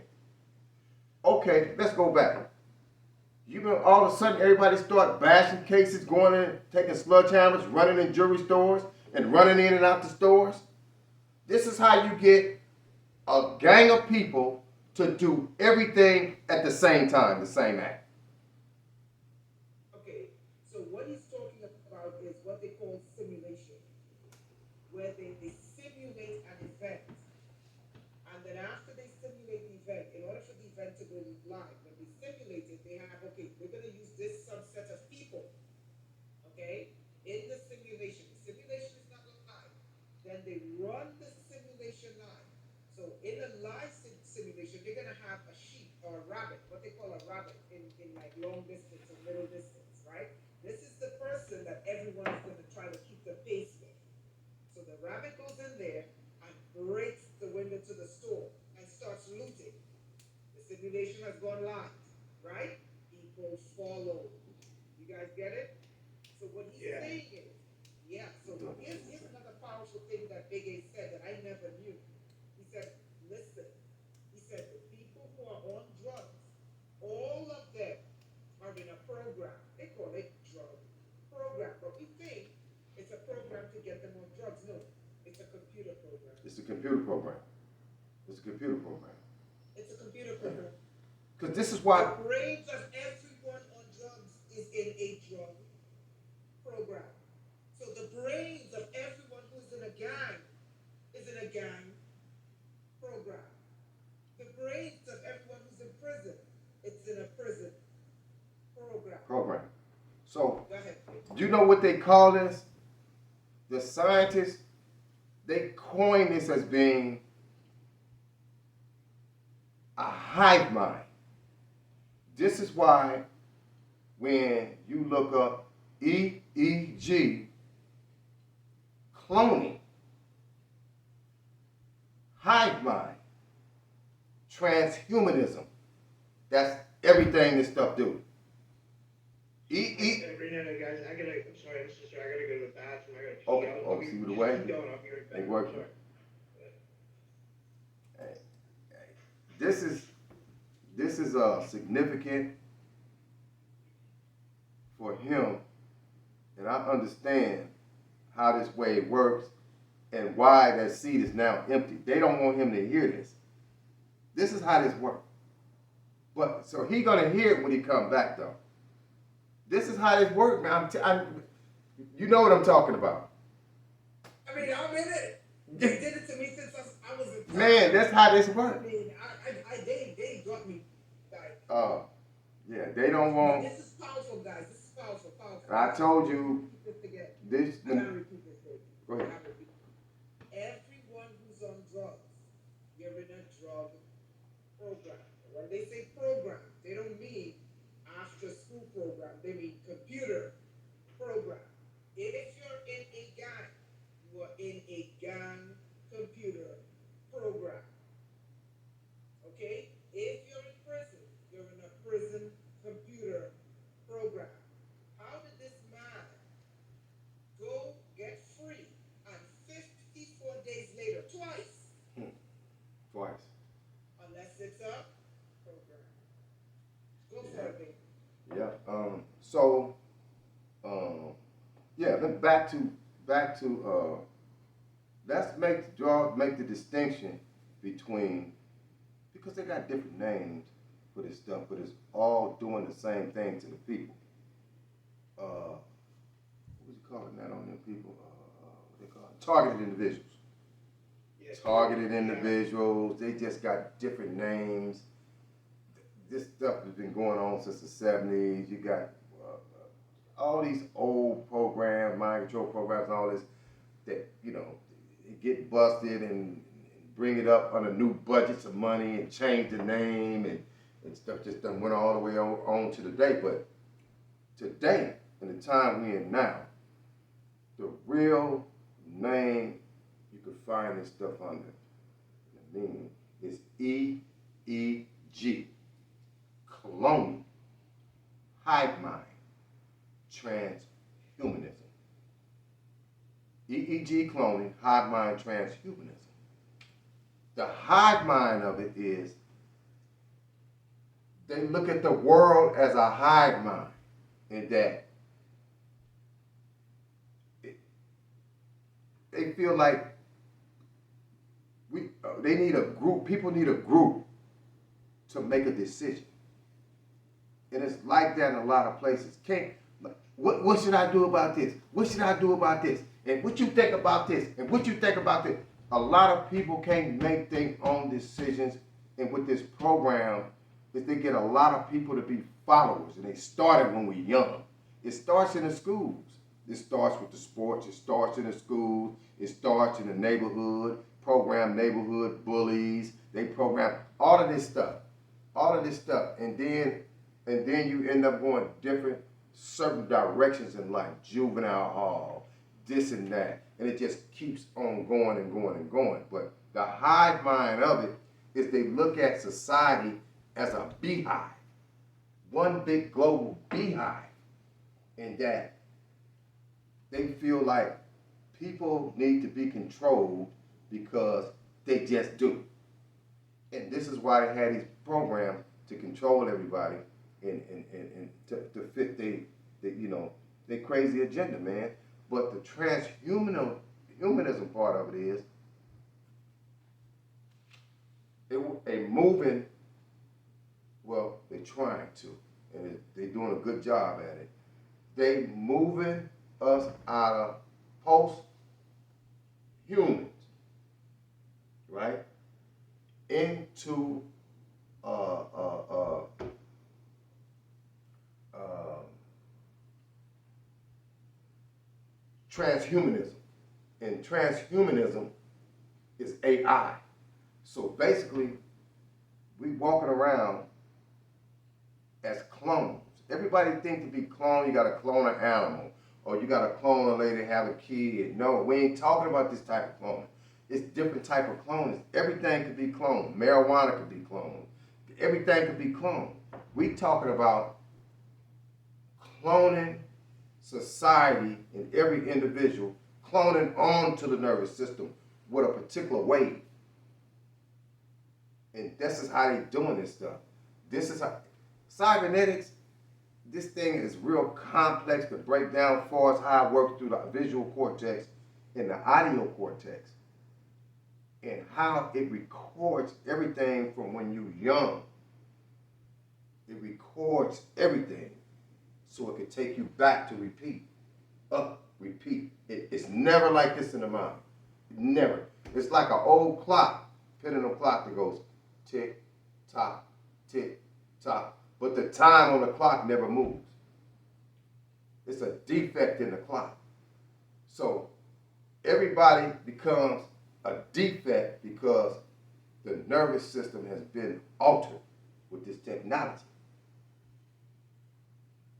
And some people, no matter how much they want to change and how well they want to do, is And the hey, deeper the person's mind is like hooked on the EEG cloning, the EEG heterodyne. heterodyne. Mm-hmm. That's how. That's when they literally lock onto your brain. Yeah, that's how heterodyne. That's how you can get these signals from across the world and bid them, and you could do, because see, this thing, it don't cut off. I don't care who you are. You're gonna always be, oh, I'm having a bad day. See, you don't supposed to be doing none of that. All of this scratching the head, oh, all of these fake words, stress is no such thing. Stress is a program. Anything that ties into the mental health facility is a program, man. Suicide. They got, look, when I went, you hear voices? No, I don't hear voices. Now let's go to the next stage. Okay, we did all these evaluations, man. They did so many psychological reports on me, man. I broke all their pens. They was like, oh, I thought you said tip with you. I thought you said tip with you. They were just tripping, man. I'm like, why won't these people just run me in the trial? Like, okay, it's just a, man, they was tripping on this. They wouldn't let it go. The trial, then you allow discovery, and then you'd be exposing what they did, and they don't want that in the court record. Well, you would never hear, look, I'm probably the longest running federal pretrial detainee in federal court history. No one has ever caught a federal case and sat there for 5 or 6 years without a trial. If you find one, let me know. That's unheard of. They gonna get you in, see you 100 years, and get your ass out of there. Next case. Shit, I know if I catch a case, I'm calling you, Ace, and be my appointed attorney. Bro, look, I've been look, as soon as this case was over with, when I went back to Springfield, I said, oh, they're gonna try to commit me on some bogus stuff. She said, well, if they're talking medication, tell them they need to call me. But for 6 years, I promise you, we never went into a court hearing. In every court hearing we went into, Anita, I said, this is what we gonna do. And that's all we did. You better not say nothing else. That's all we did.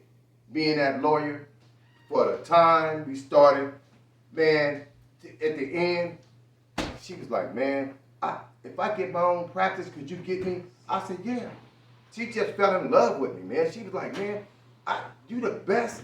I I said, man, you gotta let your hair down. Quit being a public defender. You need your own practice.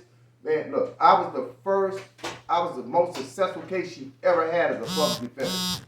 I walked out of there. It took me a while, but I walked out. Can I ask you a question? In the prison population, I think it's what, 2 million. How many of those people you believe are there because they committed the crime or because the computer committed the crime? Everybody there that I know that I done went.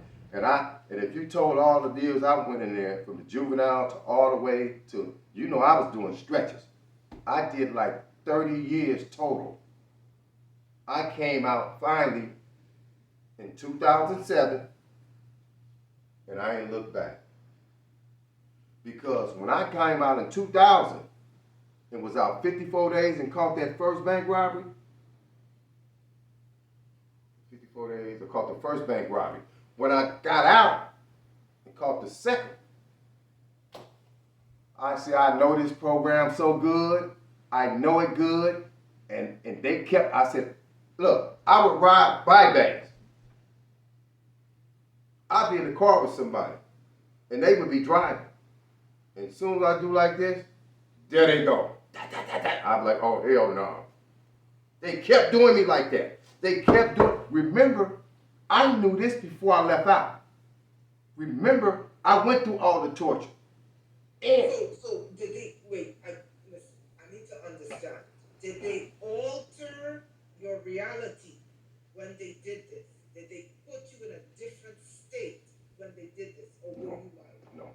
Yeah, that's important. No, look. Because these young people are doing these crimes. Look, let me try to sum this up right here.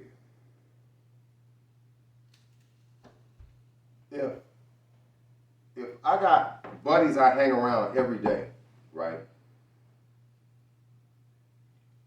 And everybody doing what they doing to survive. So I guess they doing what they think their mind is telling them to do. So they doing it. Every chance they get, oh man, ooh. You know how homeboys be. So they doing it, they're hanging out together and they doing it. So when your mind is idle, this thing don't stop. Look, every 9 this thing is gonna have you on something. I don't care if it's on a computer. If you some people, all they do is just look at TikTok all damn day. It got them on TikTok all day. Sometimes I pick up the phone. I'm like, oh no, I've been on this thing too long. Throw this thing down. And I know the program. And it's still trying me. I got a good question. I didn't mean to interrupt. I was just thinking, do you think they have people inside our reality that instigate the programs too? Like, did you ever think of that? I encounter that sometimes because I talk to a lot of people who are podcasting. Yeah. And sometimes the relationships will go sour, but you almost feel like a person's like guiding you to think a certain way, or they're like trying to, and it makes me think, well, are they counterintelligence? That's kind of what I'm saying. So do you think that there's people that are hooked to these programs? Handlers. Yes, exactly, handlers. So this is how this works. This is how this works. This program, this apparatus, this is how it works. It's got to use somebody against you. It's got to do it. This is how you got positive and you got negative. This is how you get, like, say for instance, you're going to always have somebody in the crowd that got something to say about something. No matter how positive it is. This is how this wave works. It's got to work somebody on you.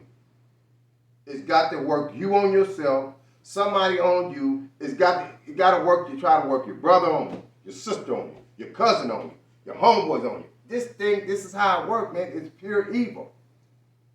I don't care, man. Something's got to be on your mind. Whatever you look at, The wave, I call it the wave. It Yeah, has to the feel the wave. dot. Okay, so that's powerful. We're not trying to cut you off, but we're trying to make sense of this. So, in the mind of a young person, what it does is it doesn't like the mind to be at rest. So they will come in and the program will constantly be like, rob that person, rob that person, It's rob that got person. to have you somewhere. It's got to have you on something. It's got to have you smoking a cigarette. It's got to have you overeating. It's got to have you doing something. It's got to have you overindulging. It's got to have you promiscuous. It's got to have you prostituting. It's got to have you shooting drugs. It's got to have you doing something. It's got to have you doing something, man. And you have to be able to differentiate from the incoming. Because the incoming never stops. Everybody has a handler. Everybody. This is how people fuck up. This is how a person that never make a mistake. And you know what that person's going to say?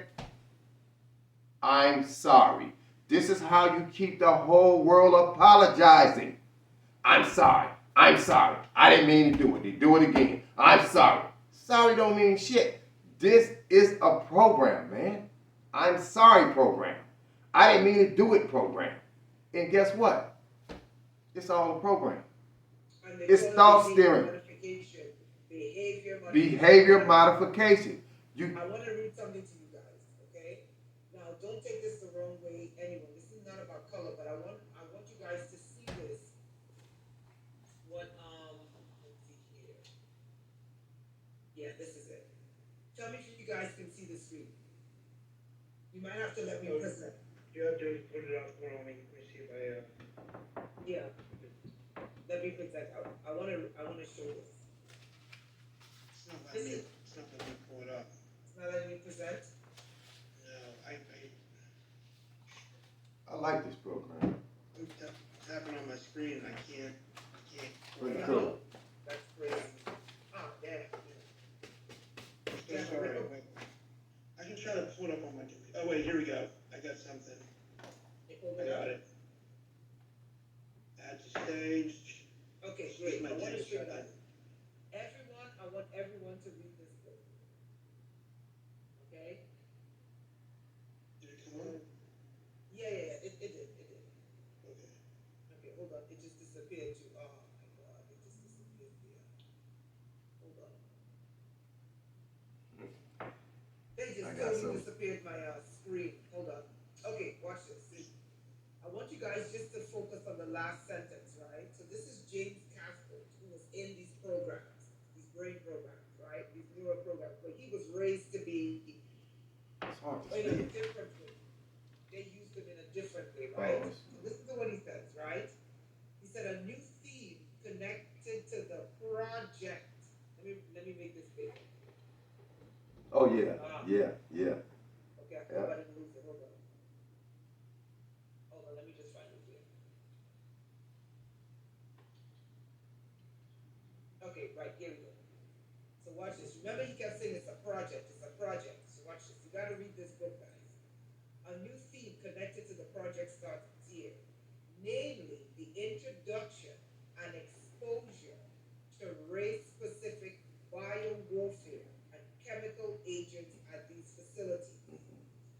I am not certain how they work, but injections, sprays, and other means to cause our hormones and pheromones to agitate black males in the school into aggression towards us.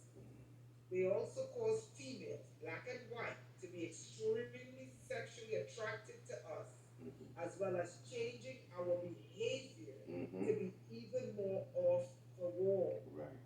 The black boys are much more physically developed than us white boys who have been taken to the basic underground. Watch this. A mass campaign of bullying, of intense bullying starts, and we don't stand a chance. I am singled out as the most bully boy in the school. Okay, that's not the part I wanted to show you. I wanted to show you with the, hold up. It's with the, they just erased my memory. They blocking you? Yeah, they just blocked Yeah, I me. told you they're blocking you. Hey, that block is vicious. They will. Okay.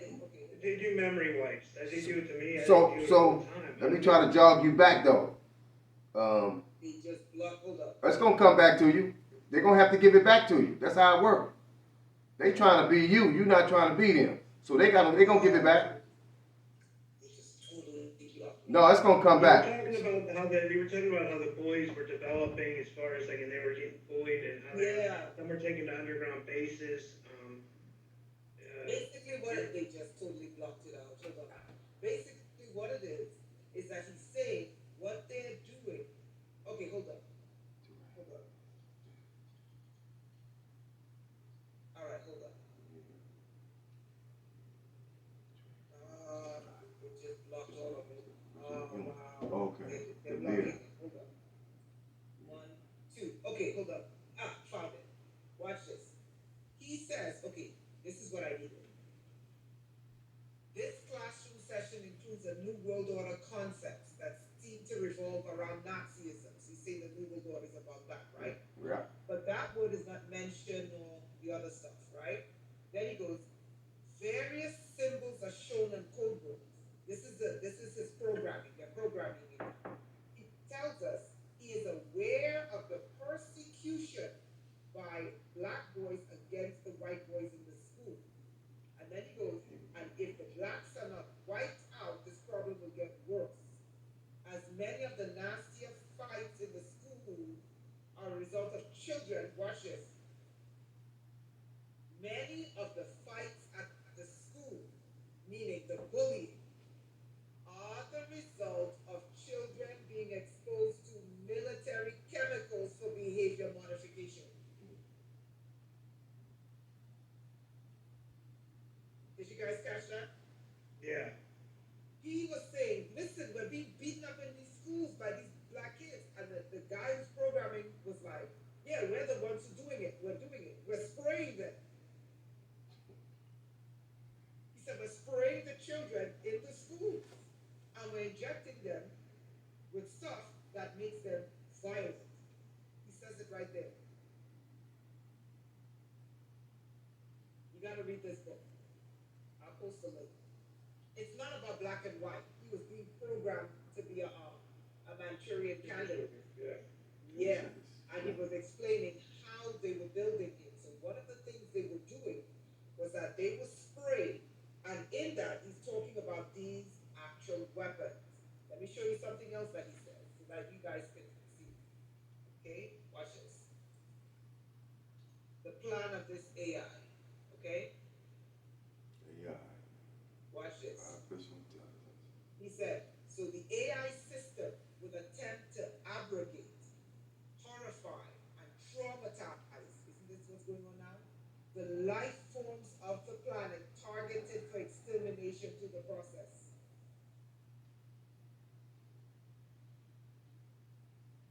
Be advised, both the individuals and the mirror entity, that's the EEG cloning, consciousness are essentially trapped within the AI machine.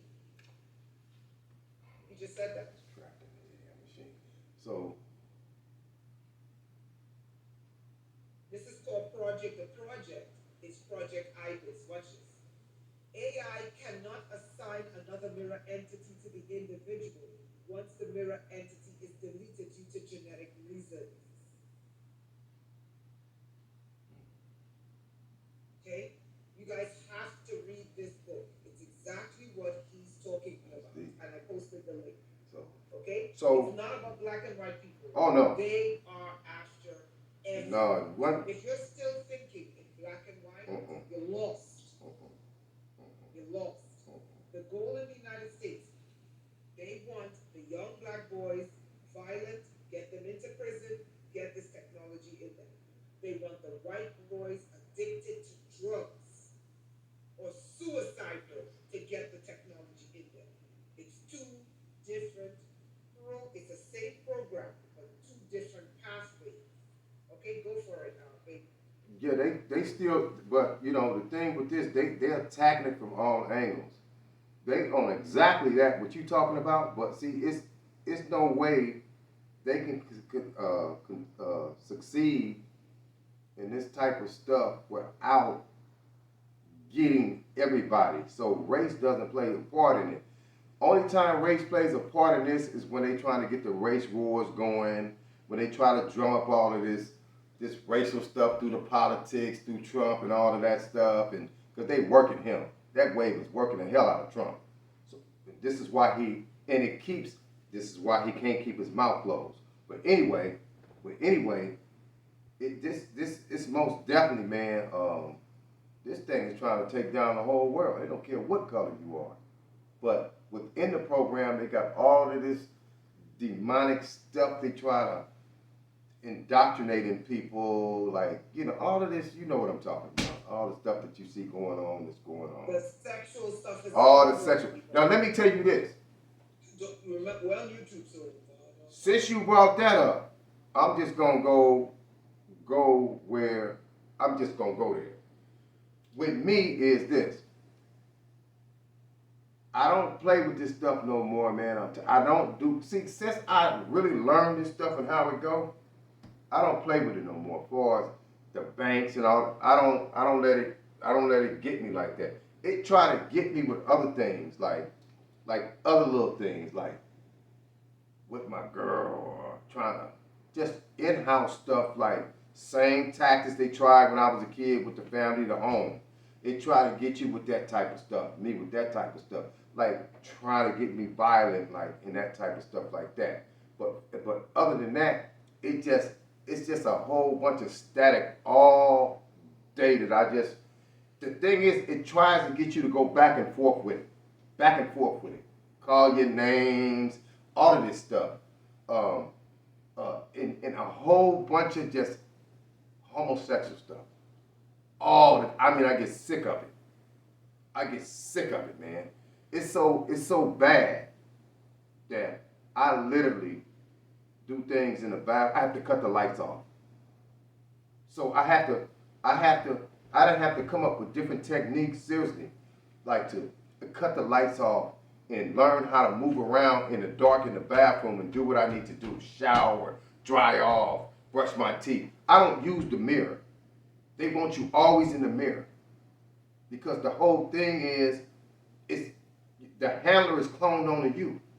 So, he has to know how you brush your teeth. This thing is so fast, you get a thought, brush this side of my mouth. Now brush my tongue. It's got you brushing your tongue. This is how fast it is. The thought programming of it. It sends you, so your hand is doing what your mind is telling it to do. But I'm so sharp with it, I'm hard to hold with it, man. This thing is I'm talking about, man, this thing is a beast. What side to wash off when you're in the shower? This arm, wash the back of your head. It be trying to it's that deep. The control is like so fast. It comes in like an AI. Assistant. It's like it's AI. Like oh man, it's not an assistant. It's there to take you over. Oh man, to take you over. Yeah, man. Let's talk about some programs so people. It's deep, bro. Suicide is AI. Suicide. Okay. Rape. AI, most definitely. AI. Murder. Can we go there? Look. All of this stuff she finna say, look, it's already on the paper. About everything she about to say is on this paper. Suicide, skid row, everything. Anything you can think of. If you have desires to steal, it's not you. It's not you. Technology prompting you to do it. Okay? Can I ask you a question? And it's never good. Sorry. It's never good what it wants you to do. Go big, Ace. Let me see. The thing about this thing is, once you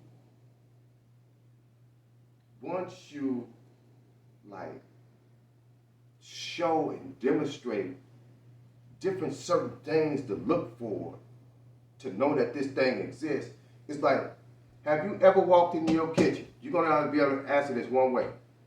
Walk into your kitchen, walk into your office, walk into something, send you to the kitchen, and when you get to the kitchen, you looking around like a damn fool and said, what the hell I came in here for? Or you go to the refrigerator, you pour orange juice in a glass or something, punch or something. Next thing you know, you opening up the microwave door to put it up. Or opening up the cabinet. You like, what the hell am I doing? This how fast this stuff is, man. This is what I'm talking about. These are the signs you look for, man. Like, you know, you go to your kitchen to do one thing and you don't even know why you went into the kitchen all of a sudden. But then it gives it back to you. Oh, now I remember.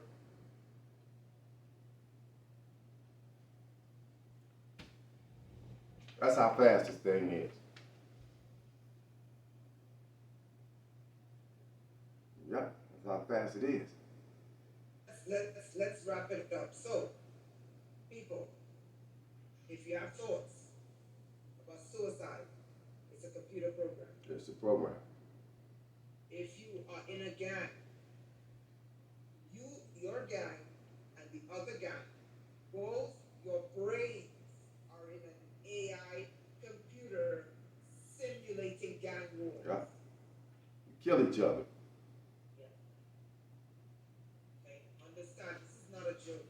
Yeah. Let me say that again. If you're in a gang, you are thinking your actions are yours. You are thinking you want to harm that person. It's not you.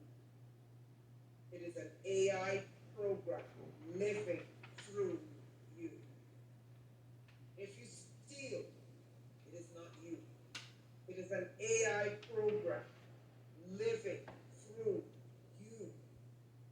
If you cheat, if you rape, if you murder, AI. it's an AI experiencing life Most definitely. through you. You. If you are violent, it is an AI living life through you. Now watch this. Now, there are individual actions and there are clusters, what they call the hive. So for example, if you're in a gang, every person is a gang. In a gang, you have to remember, your brain is linked to your gang in a supercomputer. And the brain of the rival gang is in a supercomputer and they're simulating both of you to kill each other. Okay? If you're in the KKK, that is an AI living through you. Most definitely. If you're in Black Lives Matter, it's an AI living through you.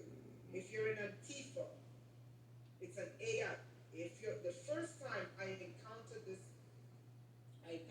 program in the worst way was in the churches. This is where I saw it the worst, the biggest high. Okay? If you are religious, because you have a set doctrine, I'm telling you, your brain is in a religious computer. You have to try to be as random as possible with this thing. And according to what's his name? This just blocking up my mind. I forgot his name. Anyway, this guy, they killed him. He said his alcohol. No, another guy.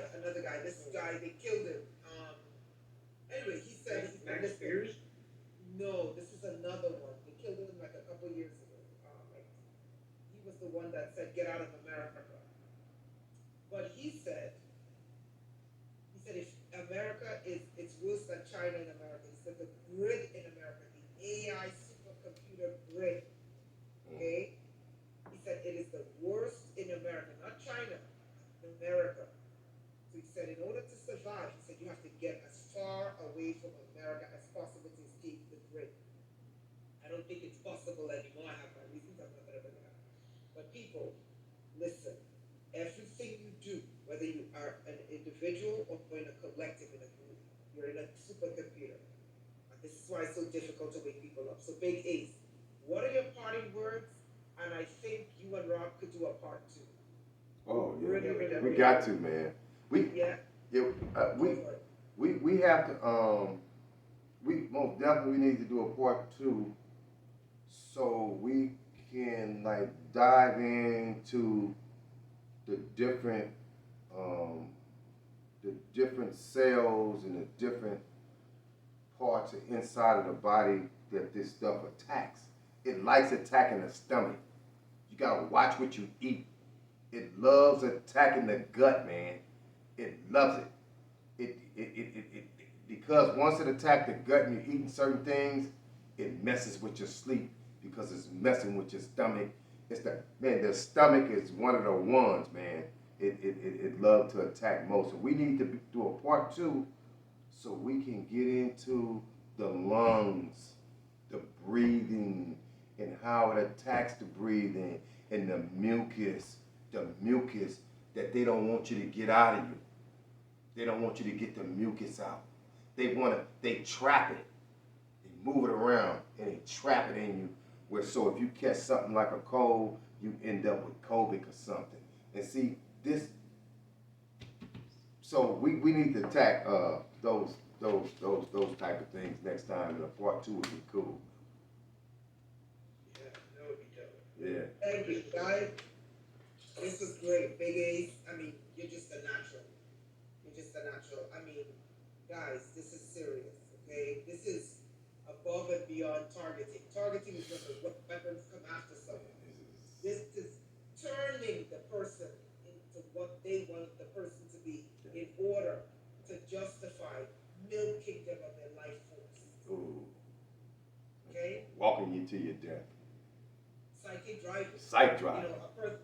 When you were young, Big Ace, what did you want to be before the program took over you and changed? I probably would have been maybe singing, or probably would have been a lawyer. I would have been playing. I was good at baseball. Or a lawyer. Now I would say a lawyer. Yeah, baseball, so artistic. Yeah, singing. And you know why the program likes people like that? And then my thing is like I like to. You can't help everybody, but I like to save who I could save. I like to just reach. That's why, like, it was a while before I could even talk about this. I had to wait till I get off paper to even, remember they say don't talk about it? None of that. So, I mean, just think, all of this time and it came to this. I was thinking about it today. I was like, this is amazing how we land here with this. The program. Yeah. Because they're ready for it to come out. Yeah, Renita, I've been on this since 97, literally, with no YouTube. It was no YouTube. It was no Instagram. It was no Facebook. It was nothing. When I came, it was MySpace. And so I already knew it was going to get to this point. And when I was in that solitary confinement, I said, we got work to do. It's going to take a long time, but everything always gets out. Everything. And it's here. And they ain't even hiding it. They're not hiding it. No. They don't even care. No, they make videos saying, oh, they said, the last crazy person said, Yuval Noah Harari, the high priest of this program. Yeah. Goes, well, the AI now could put a G-U-N, that's what I mean, G-U-N, into someone's hands and make them, that's what he said. It can put into someone's hands, that's what I mean, and make them. That's what he said. That's the easy part. I vouch that. That's easy. That's nothing. But here's what I'm trying to show people. What I noticed when the AI takes over a person and commits crimes, you've got to read Project Ibis, people. Read that book. Because he tells you in the book the AI wants to live through the humans.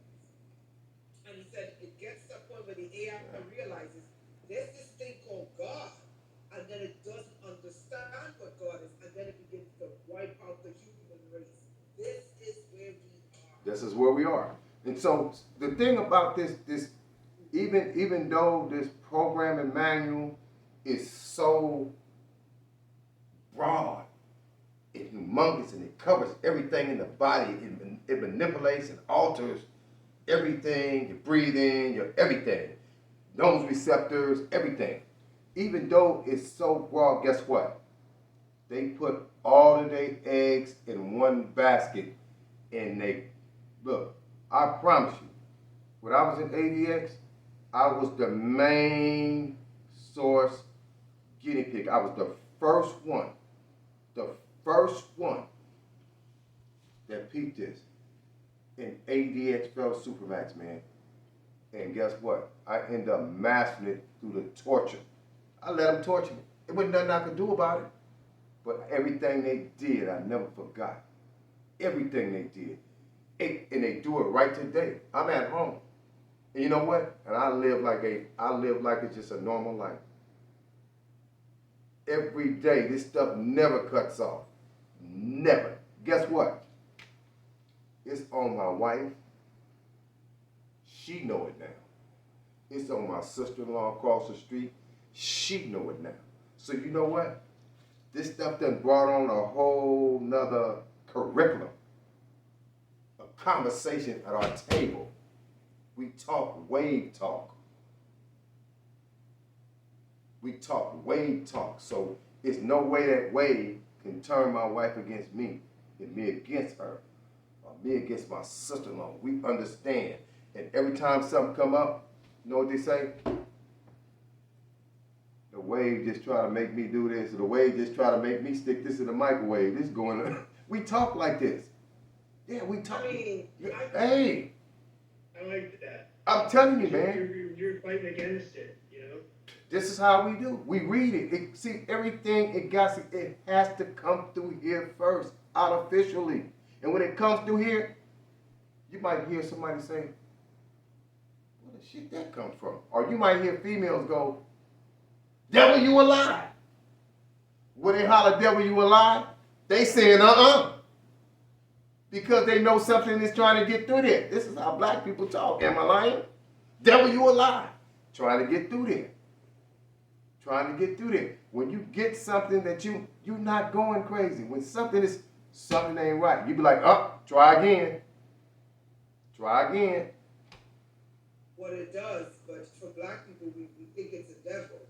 But white people have to realize the way they use it on them is for school shootings, suicide, drugs. The way they use it for black people is gangs, petty crime, street crime. Okay? Yeah. And then the way they use it for black against whites, they keep trying race war, race war, race war. Okay? They use it against Muslims too. All Muslims are terrorists. Okay? But look, it's programmed. Program. The Muslims are against the Christians. It's programmed. It's all programmed. We have to try to love one another. It's different levels of it. Different levels. Different levels. Yeah. But see, if you can wipe the bottom out, if you can get rid of that bottom, if you can get rid of all these ghettos and all the people that live in these ghettos, if you can get rid of the bottom in every state, we the problem with this program. Because it's a lot of people, all the rest of the people is easy. They get them to do whatever they want them to do. I have been screaming this to the United States.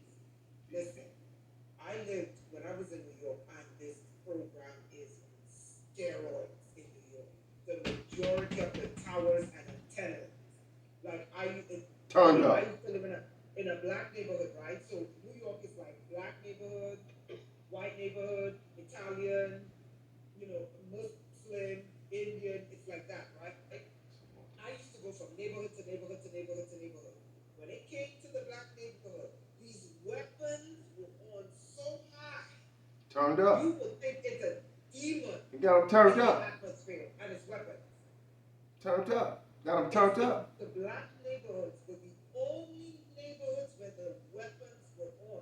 And I said, you know what, let me do an experiment. So I traveled from New York all the way to Arizona. I used to go running, and I said, you know what, I'm going to run. So I would run in all sorts of neighborhoods. The only neighborhood where the weapons were on was black neighborhoods. So I have been warning the Caucasians, listen, when they're done with these weapons in the black neighborhoods, they're coming for you. And nobody listens. Nobody And listens. they're doing that now, like you said, with the drugs, like because that's what most people, like that's the problem nowadays. Drugs and That's the suicide. problems. Yeah. It's the fentanyl is the big problem that people are getting hooked on. Like like because people are on opiates and then they get hooked on fentanyl and then they die because fentanyl's the killer. What? So that's like a huge, like, and they're putting it in, and they have people putting fentanyl in everything. It's in every drug. But every you, street drug. yeah, I heard. But you got to understand, they never stopped trying. In the 70s, they tried to get us too. They tried to get us. They had us. We was smoking PCP. We was smoking Sherm. We was actually smoking that shit. At one point, we started dipping half a tampon cigars in that stuff. Water. Yeah. So it never stopped to this day. So they got more stuff to kill them with. Today. And I'm going to say this. When I used to be in that cell, and when they was torturing me in that cell, they used to torture me so cold in that cell, look. And I would like,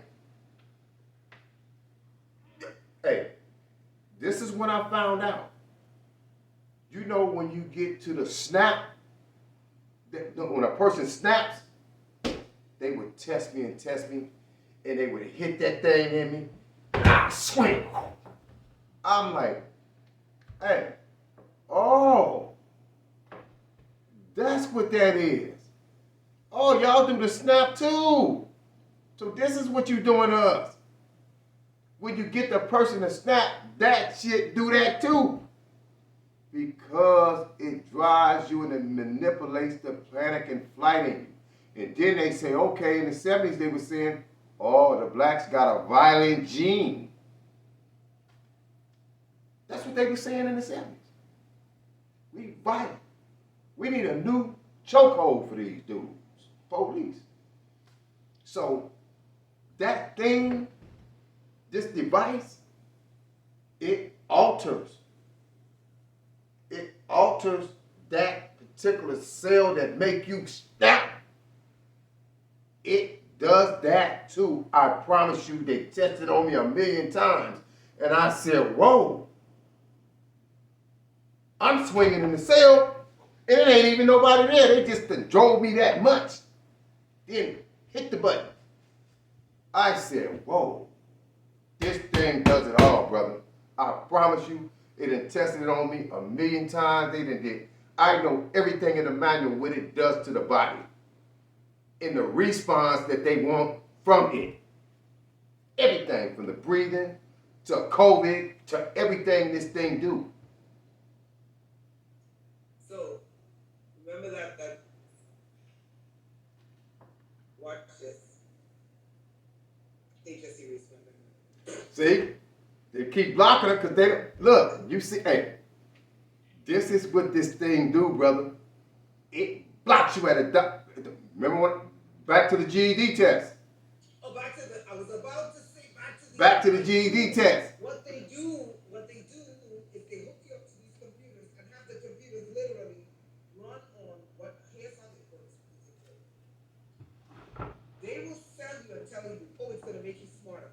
They will literally take away half your intelligence and then replace it with an AI assistant in your head and then say you're low IQ. That's what they on now. Elon Musk, that's what they on now. Interfacing the brain with the computer. That's what they on now. So it gets to a point where they like a scapegoat for what's really going on. What's really going on. And they talking, I seen this man in 97 coming. I seen it. I seen this coming in 97. And nobody know what the hell was going on. And I'm sitting in solitary confinement where I can't even move, shaking my head like this. Boy, oh boy. Man, we in for one. We got work to do. They here with it. It's here, and they talking about it like it ain't nothing, man. Face, come on, man. Come on, brain interface with the computer. Come on, like it ain't nothing. Let me tell you what this technology is capable of. Then we're gonna wrap it up. We're gonna do a part 2. We're gonna do a part 2. I was traveling from New York to North Carolina at about 11:45. It's either 10:45 or 11:45. I can't remember. We were looking for a gas station. We were in Virginia. Mark that, Virginia. Virginia. I was the one looking for the gas station because the driver, right? So I pulled up a gas station. I remember her saying, "No, not this gas station because it's a small neighborhood gas station. We need to find a big commercial one." So I said, "Okay." I pulled up the next gas station. She saw the gas station on the tablet, on the dashboard. She saw the DOT sign on the highway. She's the driver. Next, not far was the exit, telling you the next stop is the exit. Let me tell you what this technology is capable of. You turn off the highway. I looked to my left, I looked to my right. I said, "Hold on. There's no gas station here. Bush on the left, bush on your right, trees. You see the silhouette. In front of us, nothing." I said, "But I saw the sign on the phone. I plugged it into the tablet. She saw it on the tablet. We both saw the sign on the side of the highway. You got that one there. We're driving. I said, "There's no gas station." All of a sudden, meanwhile we're running out of gas. I look to my right and I hear a voice come out from the bush. "There's no gas station back here. You don't belong back here. Clack, clack, clack." And every time I hear the word clack, I see in my mind's eye someone's neck breaking. And like something eating it, like a predator, breaking the neck of something and then killing it and eating it. I said, "What the hell?" So I turned to her and I said, "Did you hear that?" So she goes, she was military, by the way. So it's as level-headed as you can get. She goes, "No, I didn't hear anything." She said, "The sign says there's a gas station." So we're driving, running out of gas, in the middle of nowhere, in the bush, looking for the voice comes to me again. I said, "There are dead bodies back here. You don't belong back here." So I screamed, "Get me out of here!" We do a U-turn, ran out of there. About a couple miles later, we get a gas station. The two of us are quiet. We finally cross from Virginia into North Carolina. And then all of a sudden she goes, "You know, the military has body farms in West Virginia where they study bodies decomposing, the scientists, right?" I said, "Didn't I tell you a voice told me there were dead bodies back there?" She goes, "I just remembered." That haunted me for about a year. When I went to go look at approximately where we were, there's no way we could have ended up in West Virginia in 5 minutes. We were 5 hours and 45 minutes from West Virginia. How on earth did we end up in the Appalachian freaking mountain deep in the bush in West Virginia? Okay? This technology is new. All right? So, listen, Big Ace, you're going to do one on my show. Rob, thank you. Do you have Hey. Thank you, man. Thank you. Thank you, Rob. Thank you, Rob. We got to do this again, though. Rob, unmute.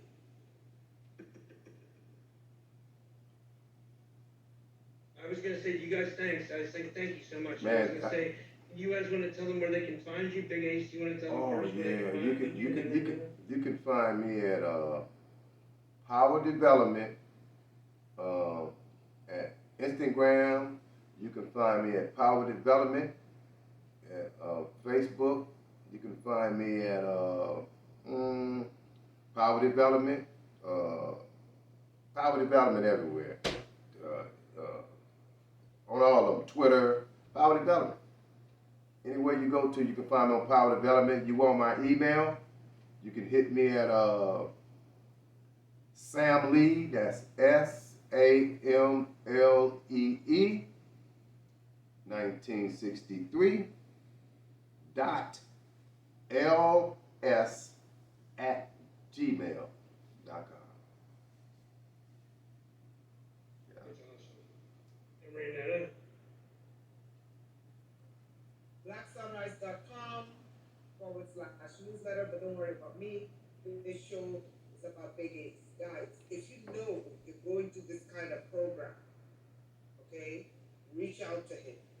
Yeah, you can catch me. Especially if your mind has been altered, and I'm not saying this in a derogatory way. If the program is on your mind to change you into a criminal, reach out to him. I'll work with you. Okay?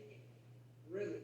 And you can also catch me on Power Development TV on YouTube. That's YouTube Power Development on YouTube TV. Power Development TV. Yeah, so if you send me the links, I'll post them in the description too. And guys, you know where to find me. All my links will be in the description. Support the podcast if you can. It's important because I do multiple shows a day, and I don't want to put that out there because it's tiring to keep saying support the podcast, support the podcast. And I appreciate you guys, and thank you, Renetta, and thank you, Big Ace. And, Man. I want to say something. Oh, you one, bro, for that one. Seriously. Oh, you want Rob for that one, man. Oh, you want. Appreciate that. If this program has got your mind, okay, if it has your mind and it's taking you to a place where you're being altered to become a criminal, where you're being altered to become suicidal, where you're being altered to become violent or join a gang, reach out to Big Ace. Yeah. Know this program and it can pull you out. Okay? Yeah. All right, guys. Thank you. All right. Thanks, guys. Everybody, have a good night, and don't let me in the stream. So, okay. All right. Thanks, everyone. Have a good night. All right, thank you.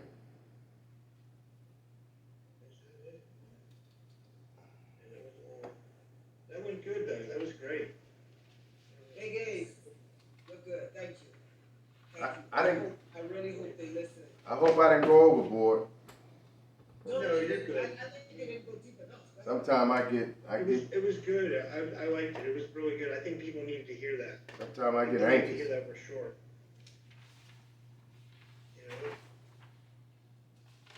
You're muted, Raynetta. Big Ace. Next time I want you to get into the psychology of how they change people's minds. Yeah. Because I'm doing that for a reason. Not to paint you in a negative light.